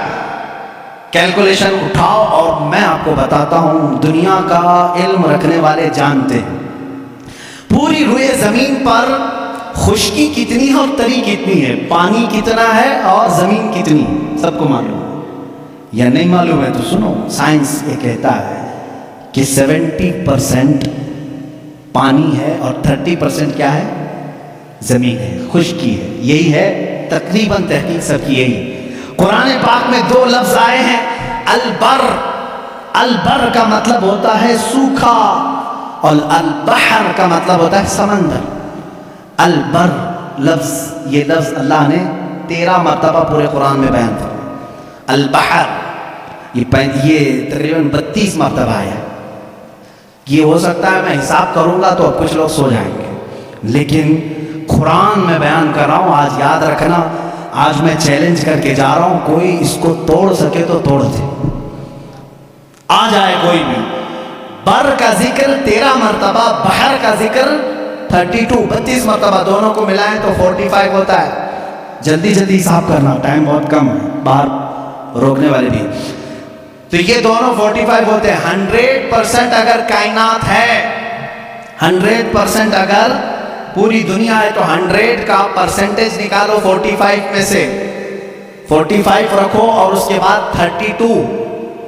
100% کا 45 دونوں ملا کے 45 ہوا. اس کے بعد پرسنٹیج پہلے 32 نکالو گے، اس کے جواب میں تمہارا کیلکولیشن دے گا 70. اور 13 ہے نا البحر، یہ پر کا ذکر، سوکھائی کا ذکر 13 ہے. 13 کو بھی 100 انٹو 45 انٹو یہ پرسنٹیج نکالو گے، 13 ڈالو، وہاں پر آپ جب دیکھو گے تو 29.9 آتا ہے. یعنی قرآن اپنے الفاظ میں بھی بیان کر رہا ہے کہ بر خشکی کا ذکر اللہ نے 30% مرتبہ فرمایا، بحر کا ذکر اللہ نے 70% مرتبہ فرمایا. یہ قرآن یوں ہی نہیں آیا، اچانک نہیں آئی چیز. اس کی ایک ایک لفظ میتھ سے ایسی میچ ہے. اب کچھ الفاظ ایسے ہیں اللہ تعالیٰ نے اس کو ایسا جوڑ کر کے رکھا، دنیا آخرت. اپوزٹ اپوزٹ میں اگر آپ کو پوچھوں گا تو آپ بتا دیں دنیا کا اپوزٹ کیا ہے؟ آخرت ہے نا. فرشتہ ہے اس کا اپوزٹ کیا ہے؟ شیطان. فرشتہ سب سے نیک، شیطان سب سے برا. اور موت اس کا اپوزٹ کیا ہے؟ سب کو سمجھ میں آ رہا ہے. موت کا اپوزٹ حیات ہے. نفع فائدہ اس کا اپوزٹ بہت اچھے. کفر اس کا اپوزٹ ایمان. اب یہ چیزیں آپ کے ذہن میں رہے. دو ورڈ میں نے اپوزٹ اپوزٹ آپ کو بتایا. دنیا ایک لفظ ہے، اس کو پورے قرآن میں اگر گنو گے آپ 115 مرتبہ اس کا ذکر آیا ہے. دنیا کا کتنی مرتبہ؟ 100. پورا قرآن اٹھا کر کے سورہ فاتحہ سے والناس تک اس کا اپوزٹ ورڈ ڈھونڈو گے آخرت، یہ بھی 115 مرتبہ ہی ذکر ہوا. اور اس کے بعد آگے جاؤ گے شیطان. شیطان کو کل 88 مرتبہ ذکر کیا گیا ہے شیطان کا لفظ. اور اس کا اپوزٹ اگر ملائکہ پورے قرآن میں ڈھونڈو گے تو صرف 88 مرتبہ ہی ملے گا. نفع کو اگر تم پورے قرآن میں ڈھونڈو گے تو تقریباً 50 مرتبہ اللہ نے ذکر کیا. اس کے بدلے میں جو فساد ہے، شر ہے، اس کا بھی آپ دیکھو گے تو 50 ہی مرتبہ ذکر ہے. قرآن یوں ہی نہیں ہے، میتھس کا ایک ایسا ربط ہے کہ توڑ نہیں سکو گے. موت کا ذکر اللہ تعالیٰ نے 145 مرتبہ کیا. پھر پورے 30 پارے کھول کے دیکھو، حیات کا لفظ بھی 145 ہی بار ہے. معمولی نہیں ہے. اس طرح سے کفر کا لفظ اس کا اپوزٹ کیا ہے؟ ایمان. کفر کا لفظ آپ پورے قرآن میں دیکھو گے 25 مرتبہ آیا. اور ایمان جگہ جگہ سے ڈھونڈ کے دیکھو گے تو ایمان بھی 25 ہی بار آیا. اتنا ہی نہیں، آپ کو عربی کے 2 لفظ میں آپ کو بتاؤں. ایک شہر ہے، ایک یوم ہے. شہر ہے، یوم ہے. ترجمہ یاد رکھنا، شہر کس کو کہتے ہیں؟ مہینے کو. کس کو؟ شہر کس کو کہتے ہیں؟ مہینے. یوم کسے کہتے ہیں؟ دن کو. تقریباً یاد رہنا چاہیے، شہر مہینے کو اور یوم دن کو. اب آپ قرآن میں دیکھو یہ کتنی بار یوز ہوئے. لفظ شہر پورے قرآن میں 12 ہی بار یوز ہوا. کتنی بار؟ اس کا مطلب کیا ہے؟ مہینے کتنے ہوتے ہیں؟ کبھی 13 سنا کسی بھی، کبھی 11 سنا. لفظ شہر پورے قرآن میں اللہ نے جہاں جہاں بھی استعمال فرمایا کتنی بار آیا ہے؟ 12 بار. اور لفظ یوم پہلے پارے سے لے کر 30ویں پارے تک 360 مرتبہ آیا ہے. ایک بھی کم یا ایک بھی زیادہ نہیں آیا. یوم، لفظ یوم. اس لیے کہ اسلامی منتھ جو ہوتے ہیں محرم، صفر، ربیع الاول، ربیع الاخر، اس چاند کے اعتبار سے چلتے ہیں. انگریزی مہینے 365 کے ہوتے ہیں، اسلامی مہینے 360 کے ہوتے ہیں. اور اللہ تعالیٰ نے پورے قرآن میں یوم بھی 360 مرتبہ. اب ایک اور بتا دوں تمہیں کھیر کر کے، 19 کا پہاڑا اگر آتا ہو تو بہت اچھا ہوگا. بھول گئے ہوں گے تو پھر یاد کر لیں. اللہ تعالیٰ نے سب سے پہلے آیت کون سی نازل کی؟ میں شروع میں بتا چکا. کون سی؟ اقرا بسم ربک الذی خلق. میں بڑے معدبانہ گزارش کروں گا ہمارے جماعت کے اراکین، معزز اراکین، ملا بڑا والے بہت الحمدللہ محنت کر رہے ہیں، خدمت کر رہے ہیں. تھوڑی دیر آج باہر سنبھال لیں، میں اپنی گفتگو کو سمیٹوں گا. اللہ ان کو بہت جزا عطا فرمائے، بہت جزا عطا فرمائے. قرآن کو چھوڑ کر ہٹنے کا دل بھی نہیں کرتا ہے. میرے عزیزو، اللہ تعالیٰ نے جو آیت سب سے پہلے نازل فرمائی وہ کیا ہے؟ اقرا بسم ربک الذی خلق. اور سب سے آخر میں کیا نازل فرمائی؟ اذا جاء نصر اللہ والفتح. یہ دونوں صورتیں ذہن میں ہیں. اب ایک دیکھو، سورہ مدثر میں ایک آیت آئی ہے علیہا 19. اللہ نے ایک لفظ ایسا فرمایا، اس کا ترجمہ اکثر آج تک لوگوں نے الگ الگ کیا لیکن کسی کو حقیقت اس کی معلوم نہیں. اللہ نے فرمایا اس پر 19 ہیں. کس پر 19 ہیں؟ سورہ مدثر میں آپ جائیں گے 29ویں پارے میں اللہ نے فرمایا اس پر 19 ہیں. کچھ لوگوں نے تفسیر میں کہا 19 فرشتے ہیں جو جہنم کو سنبھالیں، کچھ نے کہا 19 فرشتے ہیں جو عرش کو اٹھائیں، کچھ نے کہا 19 فرشتے ہیں جو آسمان سے اترتے ہیں. الگ الگ تفسیر ہے. 19 کیا ہے یہ معلوم نہیں. تو ایک محقق نے 19 کا ورڈ قرآن میں ڈھونڈنا شروع کیا. کیا کیا ڈھونڈ کر کے نکالا. اللہ ان کو بھی اللہ جزا عطا کرے. 19 کا لفظ یوں ہی نہیں آیا قرآن میں. اللہ تعالیٰ نے اس کو فرمایا یہ محافظت، حفاظت کرنے والی چیز کے لیے 19 کا لفظ آیا ہے کہ 19 حفاظت کرنے والے ہیں. کیا ہے معلوم نہیں. اب میں آپ کو بتاؤں، پورے قرآن کی سورتوں کے شروع میں بسم اللہ الرحمن الرحیم ہے بسم اللہ الرحمن الرحیم، اور اس کو کہا گیا ہے یہ ہر سورے کی چابی ہے اور چابی سے ہی حفاظت ہوتی ہے۔ اب آؤ بسم اللہ کو اگر توڑ کر کے اس کے حروف گنو، با سین میم الف لام لام ہا الف لام را ہا میم نون الف لام را ہا یا میم، کل جوڑو گے تو یہ 19 ہی نکلتے ہیں۔ بسم اللہ الرحمن الرحیم میں 19 حرف آئے ہیں۔ کتنے آئے؟ 19 حرف آئے ہیں۔ اب اتنا ہی نہیں، یہ چابی ہے ہر سورے کی۔ اللہ نے صرف اتنا فرمایا تھا، اس پر 19 ہیں حفاظت کرنے والے۔ کیا ہیں؟ ابھی ڈھونڈتے جاؤ، ابھی ڈھونڈتے جاؤ، 19 اور ملے گا تمہیں۔ بسم اللہ الرحمن الرحیم، اس کے پورے کل حروف کتنے ہیں؟ 19 ہیں۔ اب اتنا ہی نہیں، ہر سورے کے شروع میں یہ چابی رکھی گئی ہے حفاظت کی، 19 اس کے اندر ہیں۔ اب اس میں سے ایک ایک حرف کو میں الگ، ایک ایک لفظ کو الگ کرتا ہوں۔ اسم ہو گیا، اللہ ہو گیا، رحمان ہو گیا، رحیم ہو گیا۔ اب میں نے اس کو بھی تلاش کیا قرآن پاک میں، لفظ اسم قرآن میں کتنی بار آیا ہے، لفظ اللہ قرآن میں کتنی بار آیا ہے، لفظ رحمان قرآن میں کتنی بار آیا ہے، لفظ رحیم قرآن میں کتنی بار آیا ہے۔ تو جانتے ہیں بسم اللہ کے ایک ایک حرف کو آپ نے الگ کیا تھا تو کتنے ہوئے تھے؟ با سین میم، یہ سب کتنے ہوئے تھے؟ 19 ہوئے تھے۔ اب لفظ اسم کو پورے قرآن میں ڈھونڈو گے، اسم پورے قرآن میں صرف 19 بار آیا ہے۔ پورے قرآن میں کتنی بار آیا؟ میتھس والے اٹھاؤ کیلکولیٹر، آگے چلو۔ لفظ رحمان قرآن میں 57 مرتبہ آیا۔ کتنے؟ 57۔ میں پارا پڑھتا ہوں، 19 1 19 19 2 38 19 3 57۔ یہ 57 19 کو 3 بار ضرب دو گے 57 ہوں گے۔ 19 کا عدد لفظ رحمان میں بھی موجود ہے۔ لفظ رحیم پورے قرآن میں 114 مرتبہ ہے۔ کتنے؟ 114 مرتبہ۔ 19 کا پارا پھر پڑھو، اس کو ڈیوائیڈ کر کے دیکھنا 114 19 1 19 19 2 38 19 3 57 19 چوک 76 یا 78 جو بھی 19 اور 5 95 19 چھکے جو 6 ہو 19 6 114 ہوتا ہے 114۔ اگر 19 کو 6 بار ضرب دو گے 114 نکلے گا۔ 19 کے ہر لفظ سے کہیں نہیں جانا ہے تمہیں۔ لفظ رحمان بھی 114 مرتبہ آیا، لفظ رحیم اور لفظ اللہ 2699 مرتبہ آیا۔ اور اس کو بھی تم اگر ڈیوائیڈ کرو گے 142 کو اگر ڈیوائیڈ کر دی 19 سے تو 142 مرتبہ اگر پڑھو گے تو یہی عدد تمہیں نکل کے آئے گی 2699 مرتبہ۔ اتنا ہی نہیں، 19 کا عدد یہیں ختم نہیں ہوتا، 19 کا عدد یہاں ختم نہیں ہوتا۔ پورے قرآن کی کتنی سورتیں ہیں؟ 114۔ کتنی ہیں؟ اور 19 سے ڈیوائیڈ کر کے دیکھو اس کو، 19 پنجے 95 19 چھکے 114۔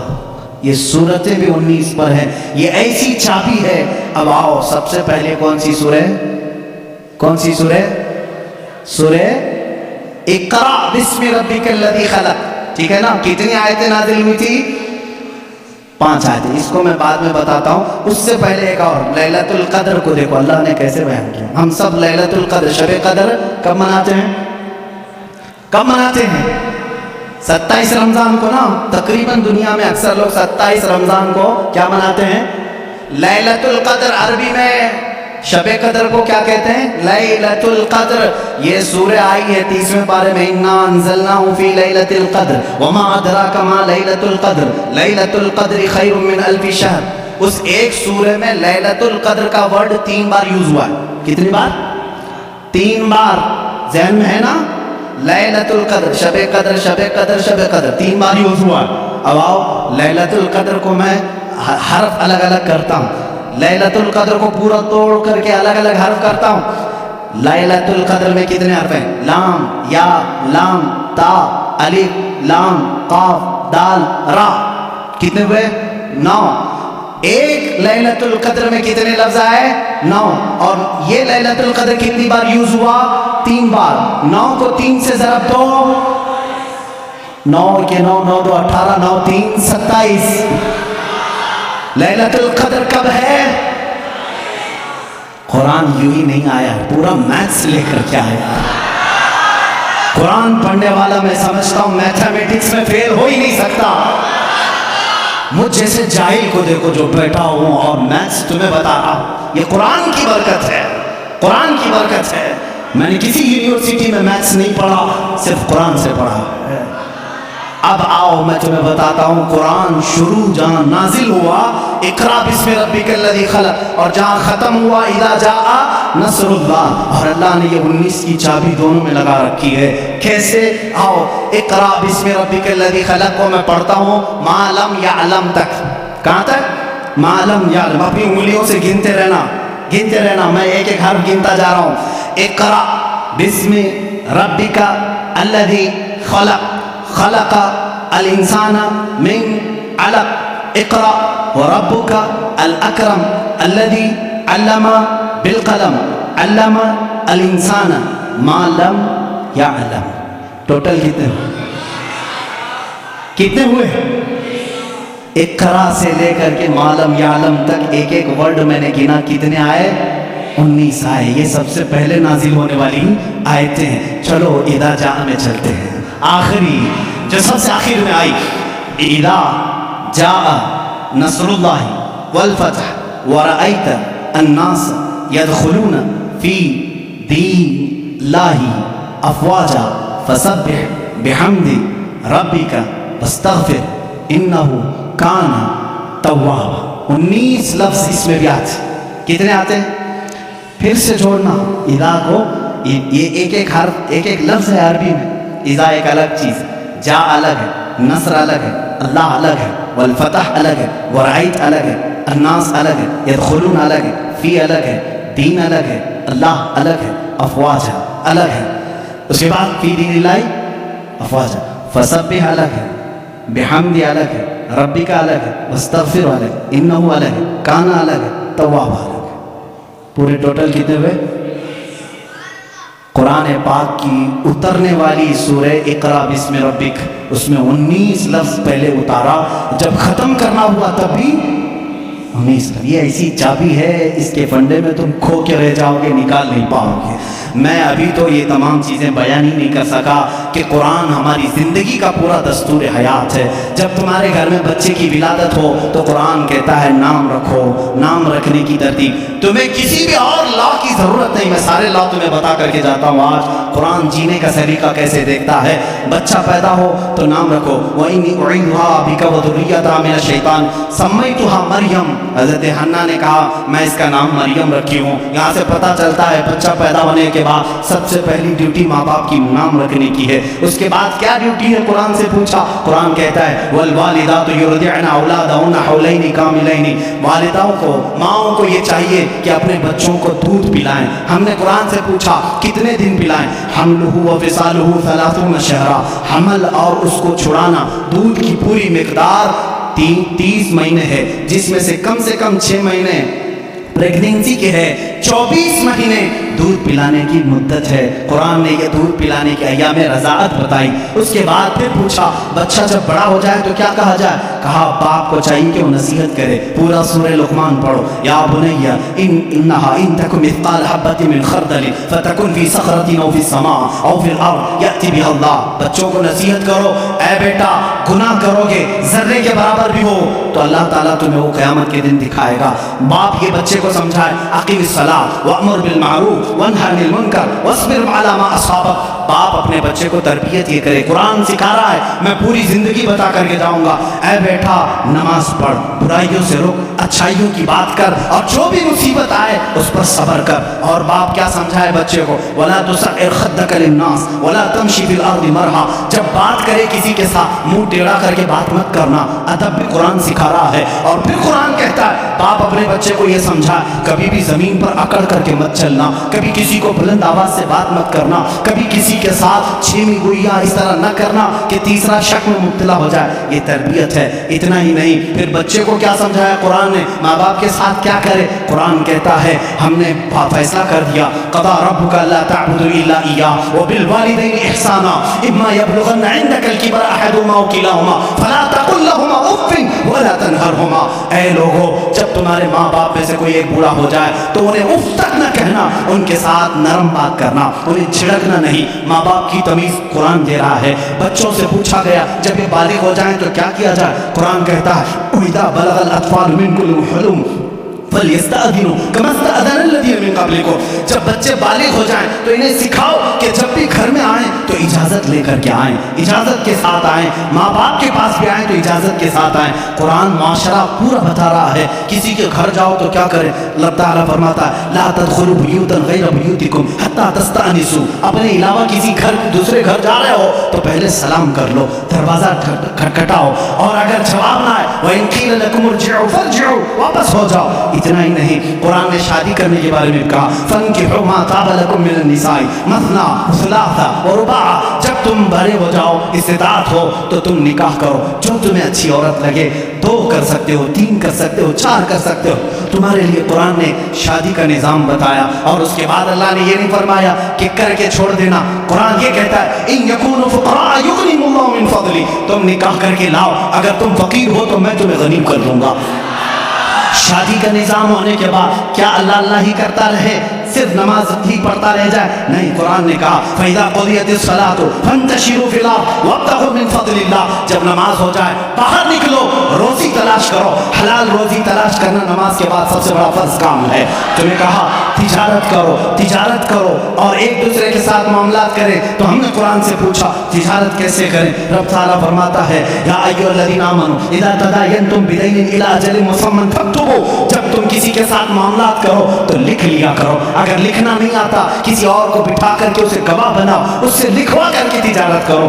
اتنا ہی نہیں، قرض کے معاملات آئیں اس کے لیے قرآن کہہ رہا ہے تجارت کے معاملات میں قرآن نے کتنا نفع لے سکتے ہو، کتنا لے نہیں سکتے، یہ سب چیزیں بتا رہا ہے۔ اب آؤ وہ معاملات جو تمہارے زندگی میں آتے ہیں برائیاں جیسے، قرآن تمہاری آنکھوں پر پابندی لگا کر کہہ رہا ہے قُل لِّلْمُؤْمِنِينَ يَغُضُّوا مِنْ أَبْصَارِهِمْ وَيَحْفَظُوا فُرُوجَهُمْ، اے محبوب آپ مومنوں سے کہہ دیں اپنی آنکھیں نیچی رکھیں، اپنی شرمگاہ کی حفاظت کریں۔ عورتوں کو رب تعالیٰ فرما رہا ہے اے عورتیں اپنی نگاہیں نیچی رکھیں، اپنے بدن کو کسی کے سامنے ظاہر نہ کریں۔ ہاں اگر تم بے پردہ ہو سکتی ہو إِلَّا لِبُعُولَتِهِنَّ أَوْ آبَائِهِنَّ أَوْ إِخْوَانِهِنَّ أَوْ بَنِي أَخْوَاتِهِنَّ أَوْ نِسَائِهِنَّ، صرف تم اپنے شوہروں کے پاس، اپنے باپ کے پاس، اپنے بھائیوں کے پاس، اپنے بھتیجوں کے پاس، اپنے بھانجوں کے پاس، ان کے پاس تم بے پردہ آ سکتی ہو۔ عورتوں کو یہ معاشرتی سلوک بتا رہا ہے۔ ہم نے پوچھا قرآن سے شوہر اور بیوی کا آپس کا تعلق کیا ہونا چاہیے، کیسا ہونا چاہیے؟ قرآن کہتا ہے ہن لباس لکم وانتم لباس لہن، وہ تمہارا لباس ہے اور تم ان کے لباس ہو۔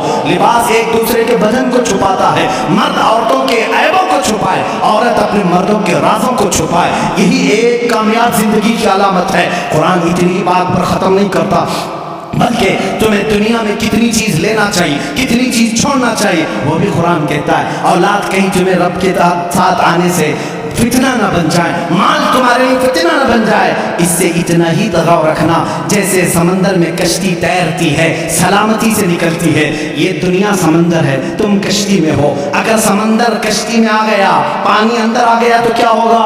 ڈوب جائے گی۔ اسی طرح تم دنیا میں کھا پی کر کے چلو، اگر دنیا تمہارے اندر آ گئی ڈوب جاؤ گے۔ رب تعالیٰ نے یہ بھی تمہیں نظام بتایا، کتنا دنیا چھوڑ سکتے ہو، کتنا رہ سکتے ہو، یہ بھی نظام قرآن تمہیں بتاتا ہے۔ شادی کے بعد، اس کے بعد بڑھاپے کے معاملات کو بھی قرآن کہتا ہے وَمَن نُعَمِّرْهُ نُنَكِّسْهُ أَفَلَا تَعْقِلُونَ، جب کوئی بوڑھا ہو جاتا ہے ہم اس کو پرانی یادیں لے آتے ہیں، اس کا بچپنا لوٹا دیتے ہیں۔ بوڑھا بار بار بھول جاتا ہے، بوڑھے کو پکڑ کر کے پیشاب لے جانا پڑتا ہے، بوڑھے کو کھلانا پڑتا ہے جیسے بچوں کو کھلانا پڑتا ہے، بوڑھے کو اٹھانا پڑتا ہے جیسے بچوں کو، پوری چیز ریٹرن کر دی جاتی ہے بڑھاپے میں۔ یہ قرآن بچپن سے لے کر کے، پیدا ہونے سے لے کر کے موت تک کے حالات بتا رہا ہے۔ اتنا ہی نہیں بلکہ تمہاری وفات آ جائے اس کا تذکرہ بھی قرآن کہتا ہے۔ موت کیسے آتی ہے؟ ایسے کہ اگر تم دیکھو فرشتوں کو تو وہ پیشانیوں پر مارتے ہیں، پیٹھ پر مارتے ہیں، روح کو نکالتے ہیں، لیکن اچھے لوگوں کے ساتھ نہیں، کفار کے ساتھ۔ اور جب اچھے لوگوں کی موت آتی ہے میرا مولا فرماتا ہے، میں پکار کر کہتا ہوں یا ایتھا النفس المطمئنہ ارجعی الی ربک راضیۃ مرضیہ فادخلی فی عبادی वदखुली जन्नती, मैं कहता हूँ ऐ पाकीज़ा जान के मालिक आजा, मैं भी तुझसे राजी हूँ, तू भी मुझसे राजी है, मेरे बंदों में शामिल हो जा, मेरी जन्नत में दाखिल हो जा। ये मौत तक का तज़किरा हो गया। और उसके बाद जब कब्रों पर दफन कराते हो वहां भी कुरान तुम्हारा साथ नहीं छोड़ता, बल्कि कहता है अल्हाकुमुत तकासुर हत्ता ज़ुरतुमुल मकाबिर, ऐ लोगों तुम्हें दुनिया कहीं गाफिल ना कर दे, तुम जाओ कब्रों की ज़ियारत करो, देखा करो। वो आज बड़ी ताकत के बावजूद भी बेहिस लोग लेटे हुए हैं, तुम्हें कब्रों की ज़ियारत तक की बात बता रहा है। इतना ही नहीं, मौत के बाद होने वाले हालात को कुरान ने बताया। मैं कितनी चीजें जिक्र करूं, ये रात ना काफी है, जो कुछ बयां हुआ वो आगाज़ बाप का, ये किस्से लतीफ अभी ना तमाम है। ऐ मेरे अजीजों, कुरान को अगर मैं सूरह फातिहा से लेकर सूरह वन्नास हर आयत को, हर सूरह को छेड़ दूं, तफसीर के हवाले से सदियां गुजर जाएंगी, हमारी उम्र खत्म हो जाएगी। क्योंकि कुरान कहता है, अल्लाह ताला ने फरमाया वलो अन्न फिल अर्दी अक़लामुन वलो अन्न फिल अर्दी वलो अन्न मा फिल अर्दी, अल्लाह ताला फरमाते जो कुछ भी समंदर हैं वो सियाही बन जाएं, और जितने दरख्त हैं वो कलम बन जाएं, और इस कुरान की तारीफ लिखना चाहें ये दरख्त टूट जाएंगे, समंदर सूख जाएगा, कुरान की तारीफ बयान नहीं हो सकेगी। आखिरी बातें हैं मेरे अजीजों, इन तमाम बातों को जिक्र करने के बाद एक सुन्नी उसी वक्त सैराब होता है जब कुरान में अपने हबीब का जलवा देखता है। तुम पूछते क्यों नहीं, मौलाना आपने कुरान को कहां से कहां तक बता दिया, सारी चीजें बताए। कुरान में एस्ट्रोनॉमी है, एस्ट्रोलॉजी है, एम्ब्रियोलॉजी है, फिजिक्स है, मैथ्स बताया, साइंस बताया, ज्योग्राफी बताया, जियोफिजिक्स बताया। कभी ये क्यों नहीं पूछते मेरा मोहम्मद कुरान में कहाँ है, मेरा आका कुरान में कहा है? मैं तुम्हें बताता हूँ, है कुरान में है, आगाज से आखिर तक कुरान है नाते मुस्तफ़ा, आगाज से आखिर तक कुरान है नाते मुस्तफ़ा। महबूब के बयान का कैसा अनोखा ढंग है, कैसा अनोखा ढंग है। तुम्हें मालूम है कुरान ने मेरे नबी करम सल्लल्लाहु तआला अलैहि वसल्लम की सिफात कैसे बयान की है? मुझे बात याद आती है कि कुरान को अगर कोई सही इश्क के साथ पढ़े तो उसे अपने हबीब के देखने की जो तमन्ना है वो पूरी हो जाएगी, रसूल का जलवा उसे नजर आएगा। ये मैं नहीं कहता, आयशा सिद्दीक़ा रज़ियल्लाहु तआला अन्हा से किसी ने पूछा, ऐ आयशा आप रसूलुल्लाह के साथ बहुत रही हैं, जरा मेरे आका का हुलिया बताएं। हज़रत आयशा कहती है कान खुलुकुल कुरान, जब कुरान पढ़ो तुम्हें मेरे आका के पूरे अखलाक नजर आएंगे।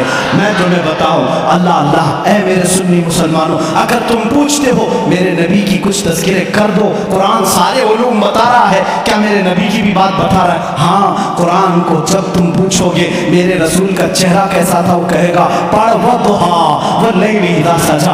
अगर तुम पूछोगे ऐ कुरान क्या मेरे नबी की जुल्फे भी हैं, वो कुरान कहेगा वल्लैलि इज़ा यग़शा, रात की तारीकी की तरह तेरे रसूल के जुल्फे थी।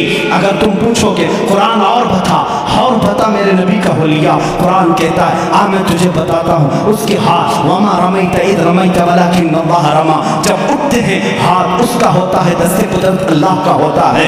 और तुम पूछते हो उसकी जुबान क्या है, वमा यंतिकु अनिल हवा इन हुवा इल्ला वह्यु यूहा, वो कुछ अपने पेट से नहीं बोलता, उसकी जुबान से जो निकलता है वो वही इलाही होती है।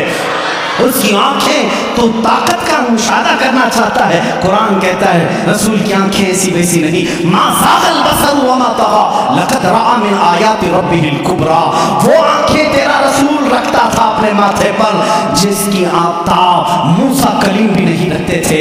दूर पर जाकर के वो जलवे खुदा की एक झलक देखने की ताब न ला सके, गश खा करके गिर गए, एक जलवे की झलक सुई के नाके के बराबर की ना देख सके, और तेरा रसूल पूरी ज़ाते खुदा को देखने की ताब आंखों में रखता है।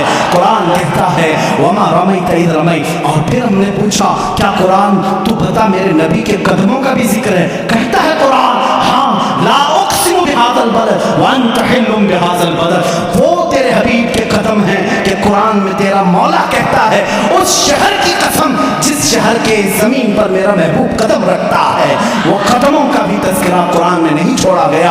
हमने कुरान से पूछा अच्छा बता उस रसूल की शान क्या है? मौला कुरान में कहता है, कुरान जवाब देता है ऐ बंदे तेरे बस की बात नहीं, उस महबूब की शान ये है इन्ना आतैना कल कौसर फसल्लि लिरब्बिका वन्हर, बल्कि कुरान दूसरी जगह कहता है व रफ़अना लका ज़िक्रक, तेरे रसूल के जिक्र को हमने बहुत बुलंद किया है, तू جو چاہے میرے عزیزو کسی کے چاہنے سے، تو گھٹائے سے کسی کے نہ گھٹا ہے نہ گھٹے گا یا رسول اللہ، جب بڑھائے تجھے میرا اللہ تعالیٰ تیرا۔